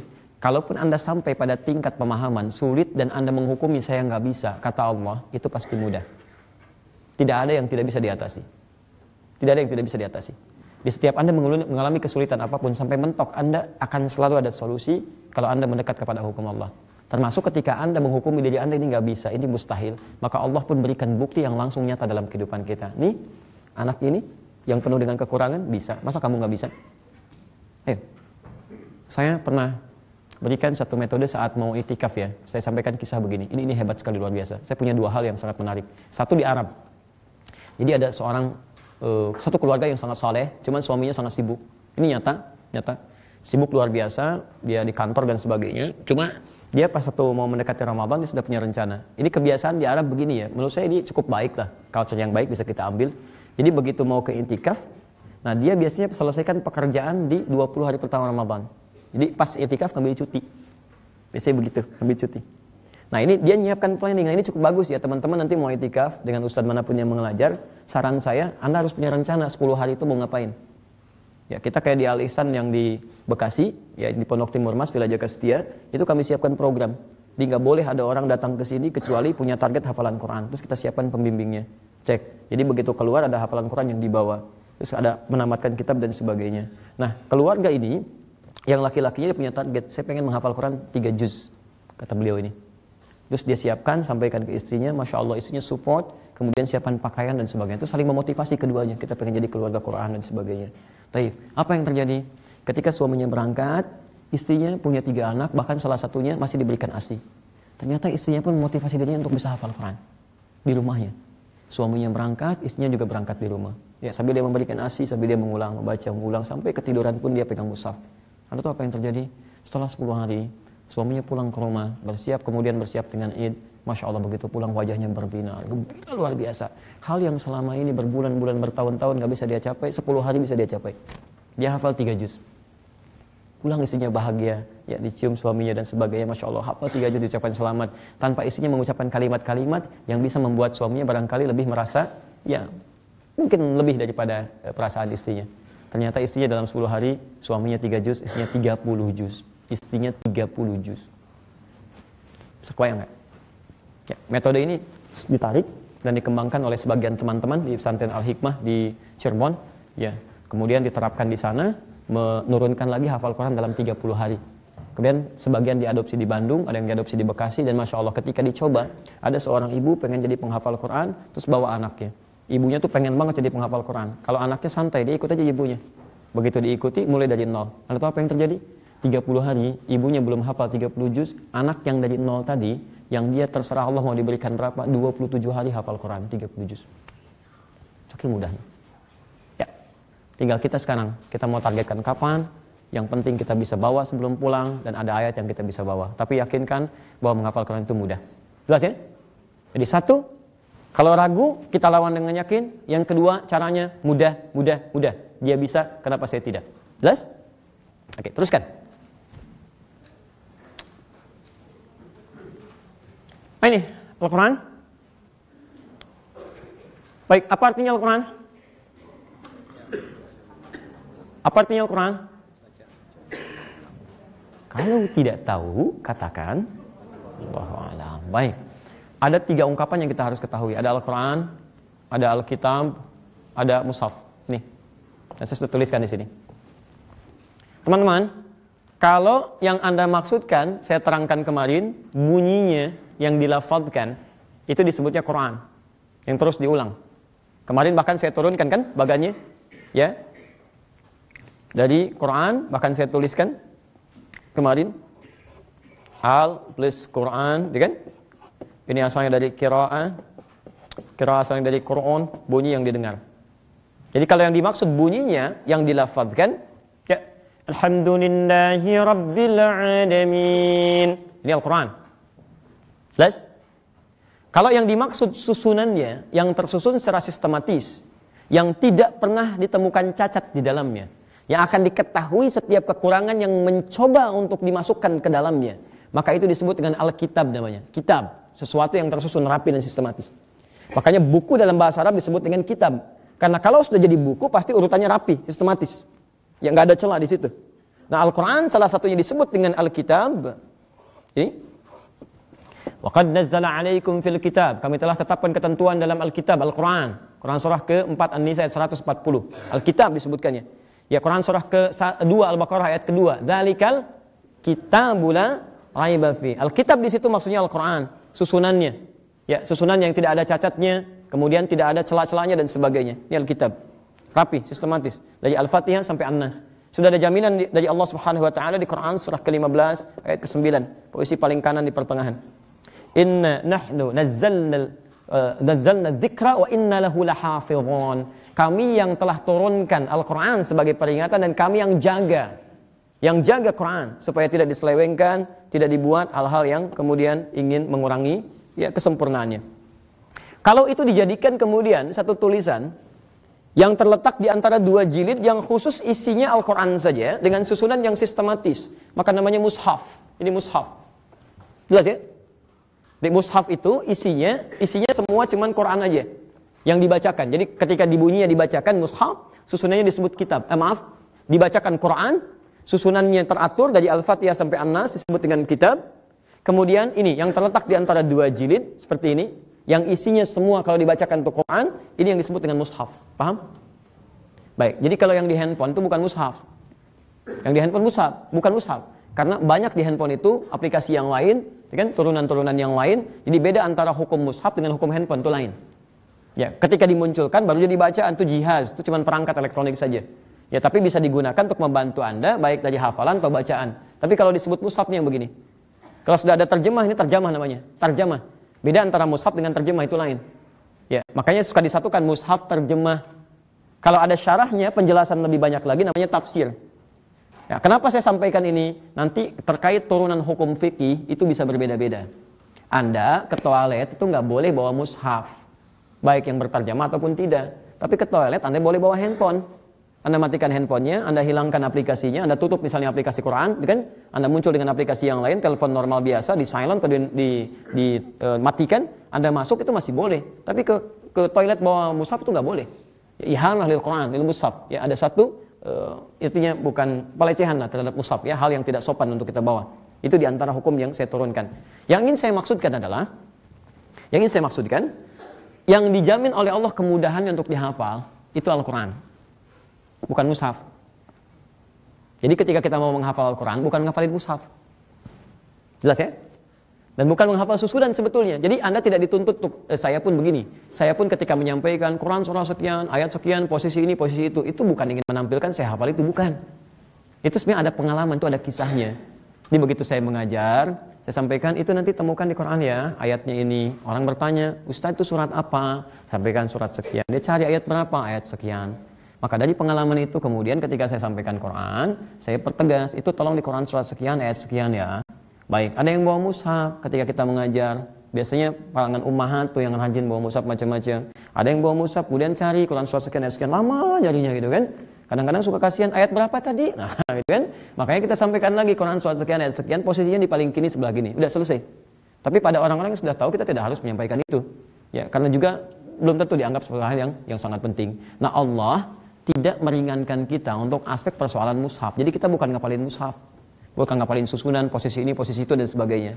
Yang Allah jamin kemudahannya adalah kita bisa menghafal Qurannya, bacaannya. Sebab bacaan itu kalau sudah dihafalkan, itu yang masuk ke dalam kepala kita. Kalau mushaf nggak bisa masuk. Coba buat kontes, bagaimana memasukkan mushaf ke dalam kepala? Jelas ya? So, Allah ingin mudahkan kita dengan menghadirkan kemudahan dengan menghafalkan Qurannya, bukan mushaf. Jadi setiap kalimat-kalimat mudah untuk kita bacakan untuk mengingatkan kita. Paham sampai sini? Baik. Walaqad yassarnal Qur'ana lidzikri. Ini bagian terakhir dan kita berhenti di sini. Baik. Terlihat insyaallah? Belum? Berarti kita harus kembalikan kepada PowerPoint. Bismillah. Baik, teman-teman. Hari ini saya butuh asisten untuk bisa berdiri dengan saya di sini atau duduk, Mas. Boleh bantu saya di sini? Ya. Nah, barakallahu fiik. Silakan di sini saja ya. Jadi nanti pas ada perpindahan antum enggak usah bolak-balik. Semoga Allah berikan pahala pada antum. Baik. Teman-teman, lihat sini. Ini bagian terakhirnya. Nah, ini bisa jadi konklusi pembahasan kita dan kita bisa jeda sebentar. Nanti setelah kita salat zuhur baru masuk pada prakteknya. Ya, di setelah zuhur nanti kita akan terapkan metode ini dalam bentuk hafalannya. Nanti kita akan cek. Insya Allah nanti kita tunjukkan bahwa ternyata Anda ini orang-orang hebat yang bisa menghafalkan 5 ayat nggak sampai 1 menit. Ya, nanti kita lihat. Yuk kita perhatikan dulu. Walaqad yassarnal Qur'ana lidzikri. Kami telah mudahkan Al-Qur'an itu bunyinya yang bisa kita hafalkan, termasukkan dalam diri kita dengan izin Allah, lidzikri, untuk diingat. Ini. Awas, hati-hati. Jangan salah dalam meniatkan kita menghafal Quran. Allah meminta kita menghafal Quran bukan untuk jadi hafidh. Salah. Allah minta kita menghafal Quran supaya jadi zikir. Supaya Quran itu mengingatkan kita dengan Allah. Jelas ya? Jadi bukan motivasi jadi hafidh. Salah kalau Anda, walaupun memang tidak dilarang, tapi menurut saya pribadi dan biasanya kami para penghafal Quran, itu diminta oleh guru kami itu untuk meniadakan angan-angan itu. Harapan-harapan itu. Bukan harapan, istilahnya, ya keinginan kuatnya, jadi bergeser dari posisi yang diinginkan Allah. Sehingga nanti menempuhnya jadi agak telat gitu. Jadi kalau Anda ingin menghafal Quran, motivasi terbesarnya cukup jadikan Quran ini, hadirkan motivasi bisa mengingatkan saya dimanapun saya berada untuk mendekatkan diri kepada Allah Subhanahu wa Ta'ala. Jadi yang dimaksud penghafal Quran oleh Quran, ini kalimatnya, zikrun, bukan hifdun. Ini, zikrun. Apa bedanya orang hafal Quran yang ingat dengan yang mungkin hafal Quran tapi tidak menjadi ingat? Lihat kalimatnya. Teman-teman, fokus ya. Quran surah ke-35 ayat 32, posisi paling kiri sebelah atas. Nanti penghafal Quran dibagi pada 3 bagian utama. Bisa dibantu, Mas?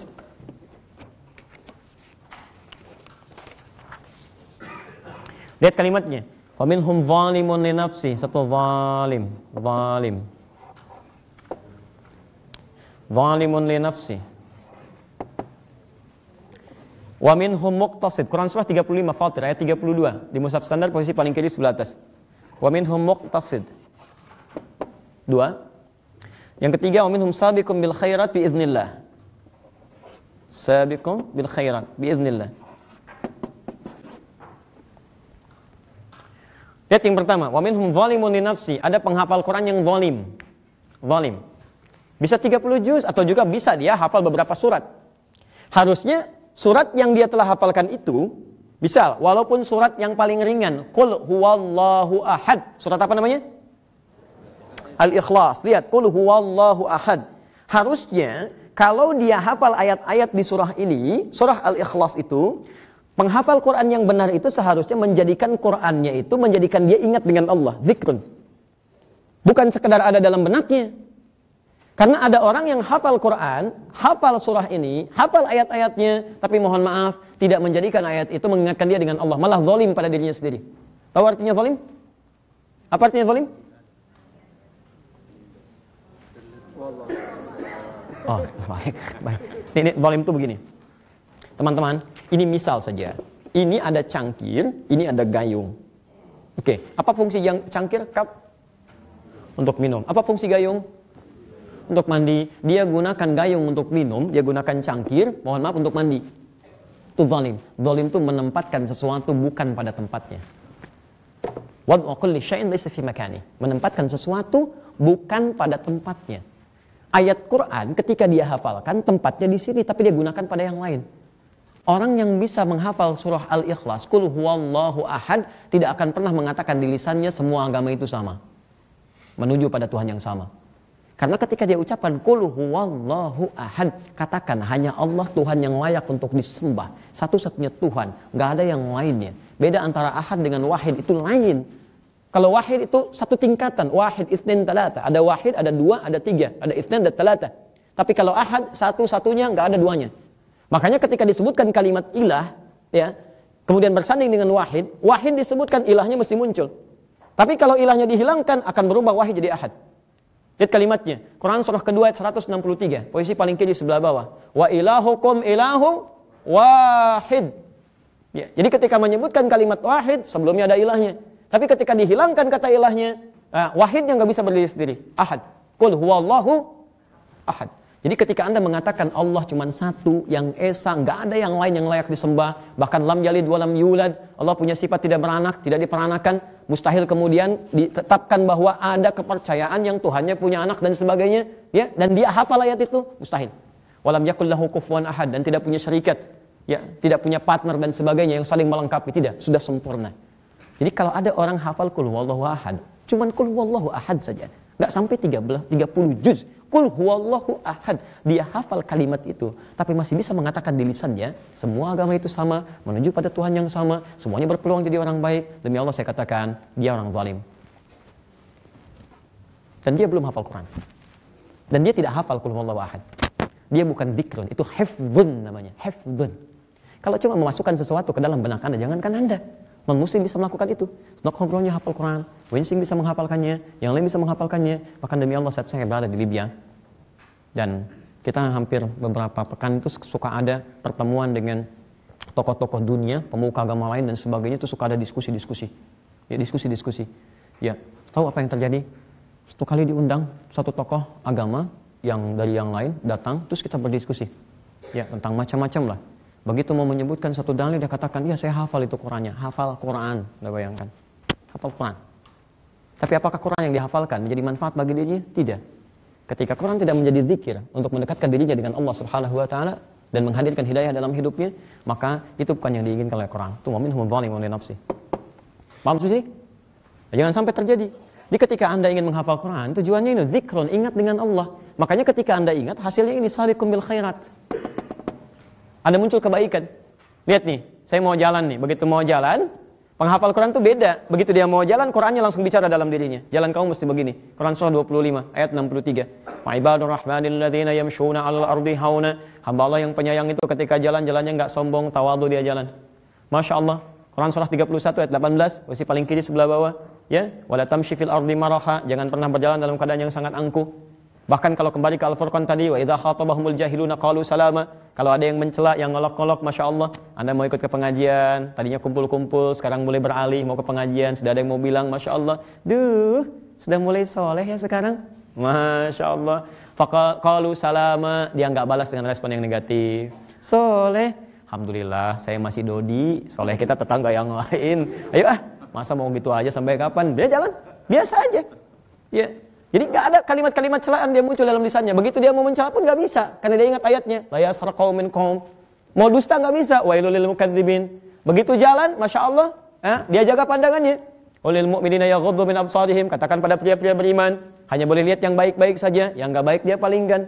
Perempuan juga sama, ayat 31-nya, Quran surah 24. Wa qul lil mu'minati yaghuddna min absarihinna. Hei perempuan-perempuan beriman, hanya lihat boleh yang baik-baik saja. Begitu melihat yang tidak baik, dia cepat palingkan. Bahkan lisannya istighfar. Ingat Qurannya surah ketiga 133. Wasari'u ila maghfirah, bergegas dia langsung kemudian malingkan pandangannya pada yang baik-baik. Semua ada. Ya, indah. Begitu datang orang salam, yang keluar Quran, Quran surah keempat ayat 86. Wa idza huyyitum bi tahiyatin fahayyu bi ahsana minha aw rudduha. Semuanya itu yang dimaksudkan. Jadi Quranun yamshi. Qurannya jalan dalam kehidupan dia, itu yang diinginkan. Jadi bukan cuma ada di kepala dia aja begitu, Masya Allah. Kalau cuma begitu, jangankan kita, orang lain juga bisa. Ajarin beliau sekali lagi tuh. Ya, bisa tuh. Bismillahirrahmanirrahim. Anda berikan lagam sudes, Misyari Rasid, bisa tuh ditiru. Luar biasa, Masya Allah gitu kan. Tapi apakah mengingatkan itu dengan Allah? Itu poin pertanyaan pentingnya. Ya. Nah, ada lagi yang pertengahan ini muqtasid. Muqtasid ini paket hemat. Ya, muqtasid, hemat. Ya, hemat. Jadi baru bisa untuk dirinya, belum berbagi dengan orang lain. Masih di pertengahan. Jadi kadang-kadang masih mojok di masjid, ngulang-ngulang. Aduh, Masya Allah banyak hafalannya ya. Tuh, silahkan naik ke atas mimbar. Kalau cuma naik aja sih bisa, tapi kalau untuk ceramah nanti deh. Masya Allah gitu ya. Nah itu, ada yang pribadi demikian. Nah itu tahap pertengahan. Ya, tahap pertengahan. Tapi Masya Allah itu lebih baik juga. Sudah memulai. Ada seorang dai yang sangat terkenal. Dia masuk ke masjid, melihat seorang bapak kemudian sedang duduk, yang muda-muda sudah pegang mushaf, baca Quran, dia cuma duduk begini aja. Maka mulai menegur. Ya, bahasanya bukan bahasa Arab, bukan bahasa Indonesia, bukan bahasa Inggris juga. Dia sampaikan, "Singa tuh Pak, ada bapak tetos tepuh, ya kan? Maka tuh coba seperti nusanesna, nyepang mushaf, murojaah, badai kumaha tuh nanti ke akhirat." Masya Allah. Paham artinya? Saya terjemahkannya, Masya Allah. Baik, lihat kalimatnya. Aduh, bapak-bapak ini kan sudah sepuh, sudah tua, begini gitu kan. Baik, aduh cobalah ya, sedikit-sedikit seperti yang muda, pegang mushaf. Mau sampai kapan seperti ini? Ayo kita berikhtiar lebih baik lagi. Apa kata jawabannya? Aduh, hapunten, ada abi menuju murojaah Quran. Aduh, saya mohon maaf, gak bisa pegang mushaf karena saya sedang murojaah. Rupanya bapak itu sudah hafal Quran, cuma lagi ngulang-ngulang. Beliau bilang sejak saat itu saya kapok nunggu orang lagi kan. Ini muqtasid. Baik ya. Jadi kalau ada orang misalnya sedang ulang-ulang atau sedang diam nggak pegang mushaf, jangan suudzon dulu. Husnudzon aja dulu mungkin di masjid, gitu ya. Kadang-kadang kan kalau suka ngulang-ngulang suka begini-begini, kan? Ya? Suka ada itu begitu, ya. Baik, kadang-kadang nggak pegang mushaf dia begini-begini ada, tapi masih normal. Kalau yang begini, nah itu ngantuk. Itu ngantuk tuh pasti. Baik. Jadi konsep husnudzon itu terapkan pada yang benar ya. Jangan yang salah kalau sudah pasti ya hadirkan. Tapi kalau yang belum pasti kita husnudzon. Ya. Jadi husnudzon kadang-kadang suka salah orang ya. Kalau Anda melihat begini kita husnudzon, oh, mungkin dia sedang begini. Tapi kalau sudah gejalanya sudah pasti itu bukan husnudzon, itu tindakan harus dilakukan. Ya, ibu masuk ke bis, tiba-tiba ada orang bertato, terus lihat dia, terus masukin tangannya ke dompet ke kantong orang lain begini. Ah, husnudzon aja, barangkali ada kebaikan. Bukan, itu copet. Nah, sudah. Kita kembalikan teman-teman, kembalikan ke PowerPoint kita. Ya, jadi ada 3 ini. Zikron. Jadi yang ingin kita sampaikan, kita nanti jeda setelah ini, kita berhenti. Oh, sebentar. Kan diminta 12:15. Sekarang 12:20. Boleh saya minta 5 menit? Saya di sini selesai, kemudian kita tutup ya. Baik, nanti masuk sesi kedua. Lihat teman-teman sekalian. Jadi orientasi Anda ketika mau menghafal, perbaiki niat. Niatnya jangan kemudian ingin hanya menghasilkan prestise jadi seorang hafid. Ya, seorang ibu bahkan nenek datang kepada saya, ini nyata datang bertanya, Ustadz tolong doakan ya anak saya supaya jadi hafid. Saya bilang, Bu, kalau cuma urusan jadi hafid gak usah pakai doa, ganti namanya aja langsung hafid. Ini, jadi perbaiki niat kita, yang penting bagaimana Quran yang kita dapatkan bisa mendekatkan kita dengan Allah. Ini. Baik, kemudian setelah itu saya tutup, Allah baru kemudian menawarkan pada kita. Bahasa lebih lugasnya menantang kita. Fahal min muddakir, ayo sekarang kamu mau nggak? Ada yang mau mulai? Kita mau? Insyaallah? Baik, tapi sebelum kita jawab mau dan kita tegaskan dengan insyaallah, ketahui dulu di sini, ini rahasia terdalamnya dan saya tutup di sini. Teman-teman, perhatikan. Ketika Allah menjamin kemudahan, lihat, untuk menghafal Quran, yang dijamin itu prosesnya, az-zikr. Alif lam menunjuk pada proses. Tapi ketika menantang kita, meminta kita untuk memulai, mau atau tidak, dipindah redaksinya kepada orang. Mu'i itu orang, mu'i orang. Aslama masuk Islam, Islam itu agamanya, orangnya mu'i muslim, mukmin orang beriman, ikhlas itu sifatnya, ya, orangnya mukhlis, jelas ya? Baik, mudzakir ini orangnya. Lihat, ketika diminta menunjuk kepada mim, kemudian ra. Lihat, yang dijamin itu proses untuk menghafalnya. Jadi sebetulnya menghafalnya mudah. Kalaupun ada yang susah, bukan menghafalnya, orangnya yang susah. Jelas ya? Jadi nggak ada alasan bagi kita. Kalau nanti ada kesulitan dalam menghafal, bukan proses hafalannya. Yang susah itu orangnya. Apa yang menyebabkan orangnya ini susah? Lihat sini. Ini dalam fonetik bahasa Arab, terutama dalam ilmu aswad, ini bisa kelihatan. Ini sudah saya jelaskan, al dengan mim. Sekarang lihat, zal dengan dal. Baik, saya mau praktekkan. Yang pertama zal, lihat. Zal. Lidahnya nggak usah diikuti. Saya ingin cuma lihat. Saya kan nggak katakan diikuti. Lihat di sini. Gigit sedikit, dal, gigit sedikit seperti ta, da. Tapi kalau dal nggak digigit, dal, da. Baik, pertama da, kedua da. Yang mau saya tanyakan, sulit mana mengucapkannya? Da atau da? 1 atau 2? Yang 1 angkat tangan. Baik, yang 2 angkat tangan. Teman-teman, ingat ya, kalau minta angkat aja, benar nggak dapat hadiah, salah nggak dihukum. Lihat sini, zal dengan dal. Nah, umumnya kalau orang melihat zal lebih sulit. Tapi kalau dalam ilmu aswad, sebetulnya yang kedua, dal lebih sulit yang ini. Dal itu disebut takhfif rahwah. Makanya ringan, udara keluar. Tapi kalau dal itu disebut harful infijar. Harful infijar itu mesti diledakkan, ada gejolak dari dalam yang harus dibawa dal. Hurufnya 5, qaf, ta, ba, jim, dal. Disingkat dalam tajwid Qutbujadin. Makanya ketika berhadapan dengan huruf ini ada pantulan qalqalah. Wa qad aflahal mu'minun. Qad ada ledakan dalam diri dikeluarkan dal, ba pantulannya Ibrahim perang surah kedua ayat 124. Wa idzibtala Ibrahim, ada sesuatu yang diledakkan, faktor internal. Jadi yang membuat orang susah itu kadang-kadang dari internal dirinya. Ya, perasaan pesimis, macam-macam dan sebagainya. Jika Anda mendapati perasaan seperti itu sebelum menghafal Quran, ledakan, keluarkan. Jangan dalam diri Anda. Jangan ada dalam diri kita. Ketika ada di pikiran, keluarkan. Jangan kemudian dia tenggelam di pikiran kita atau dalam diri kita sehingga terus memengaruhi kita. Keluarkan. Jelas ya? Awas, ilmu ini agak susah ini. Ini harus ke ilmu ma'ani. Di ilmu ma'ani baru diterangkan di sini. Ya. Kemudian yang kedua ini, tasydid. Nah, tasydid ini faktor eksternal yang dari luar. Makanya ketika dihilangkan pun ini masih bisa ada.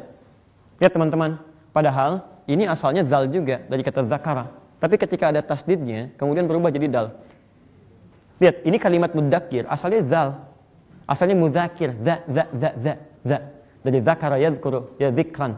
Ya fahuwa dzakir, mudzakir. Harusnya pakai zal. Tapi ketika ada tasdid dari luar, zalnya hilang jadi dal. Ya, tasdid itu dari luar, faktor eksternal, double. Syiddah, sulit. Jadi ada juga faktor eksternal, kesulitan yang datang dari luar, bukan dari kita. Mungkin Anda salah bergaul, harusnya Anda hafal Quran, tapi Anda bergaul dengan teman yang membuat hafalan Anda menjadi sulit berkembang. Atau Anda di pekerjaan yang tidak memungkinkan Anda menghafal Quran. Atau Anda mencari harta yang harta itu berpengaruh pada hafalan Anda. Hartanya tidak baik, ada syubhatnya, atau bahkan haram dan sebagainya. Jadi kalau Anda ingin mempelajari dan mulai bersiap diri menghafal Quran, maka motivasi diri Anda, segala faktor eksternal yang ragu, yang sebagainya hilangkan, dan mulai perbaiki diri kita dari sekarang. Cari yang halal, yang dekat dengan Allah, yang Allah ridhai. Bagaimana mungkin kita menghafal kalam Allah sementara kita menyiapkan hal yang tidak disukai oleh Allah Subhanahu wa taala. Jelas di sini? Baik, maka ini inti materi kita yang pertama, kesimpulannya ini yang saya sampaikan. Ya. Jadi menghafal Quran mudah karena ada jaminan kemudahan. Kedua, kesulitan menghafal lahir karena faktor beragam, ya keraguan dalam menghafal. Yang kedua, tidak menjadikan Quran sebagai prioritas tadi. Karena yang lebih penting faktor eksternal, pekerjaan, sampai nggak punya waktu. Masya Allah, ya menghafal Quran, aduh belum ada waktu. Masya Allah, belum punya waktu, luar biasa. Ya, kurangnya motivasi, faktor internal, masih merasa ragu dan sebagainya. Ini kesimpulan kita dalam sesi yang pertama. Nanti kita lanjutkan sesi yang kedua. Ini sudah saya sebutkan, tempat Nabi pertama dilahirkan, kemudian menghafal Quran dengan para sahabat, wahyu diturunkan dan sebagainya. Nanti sesi kedua, kita mulai ke persiapan menghafal. Ya, karena kita baru motivasi, belum siap-siap menghafal. Ya, nanti kita coba untuk mulai menghafal. Mudah-mudahan sisa waktu setelah sholat zuhur bisa kita manfaatkan insya Allah dengan lebih baik.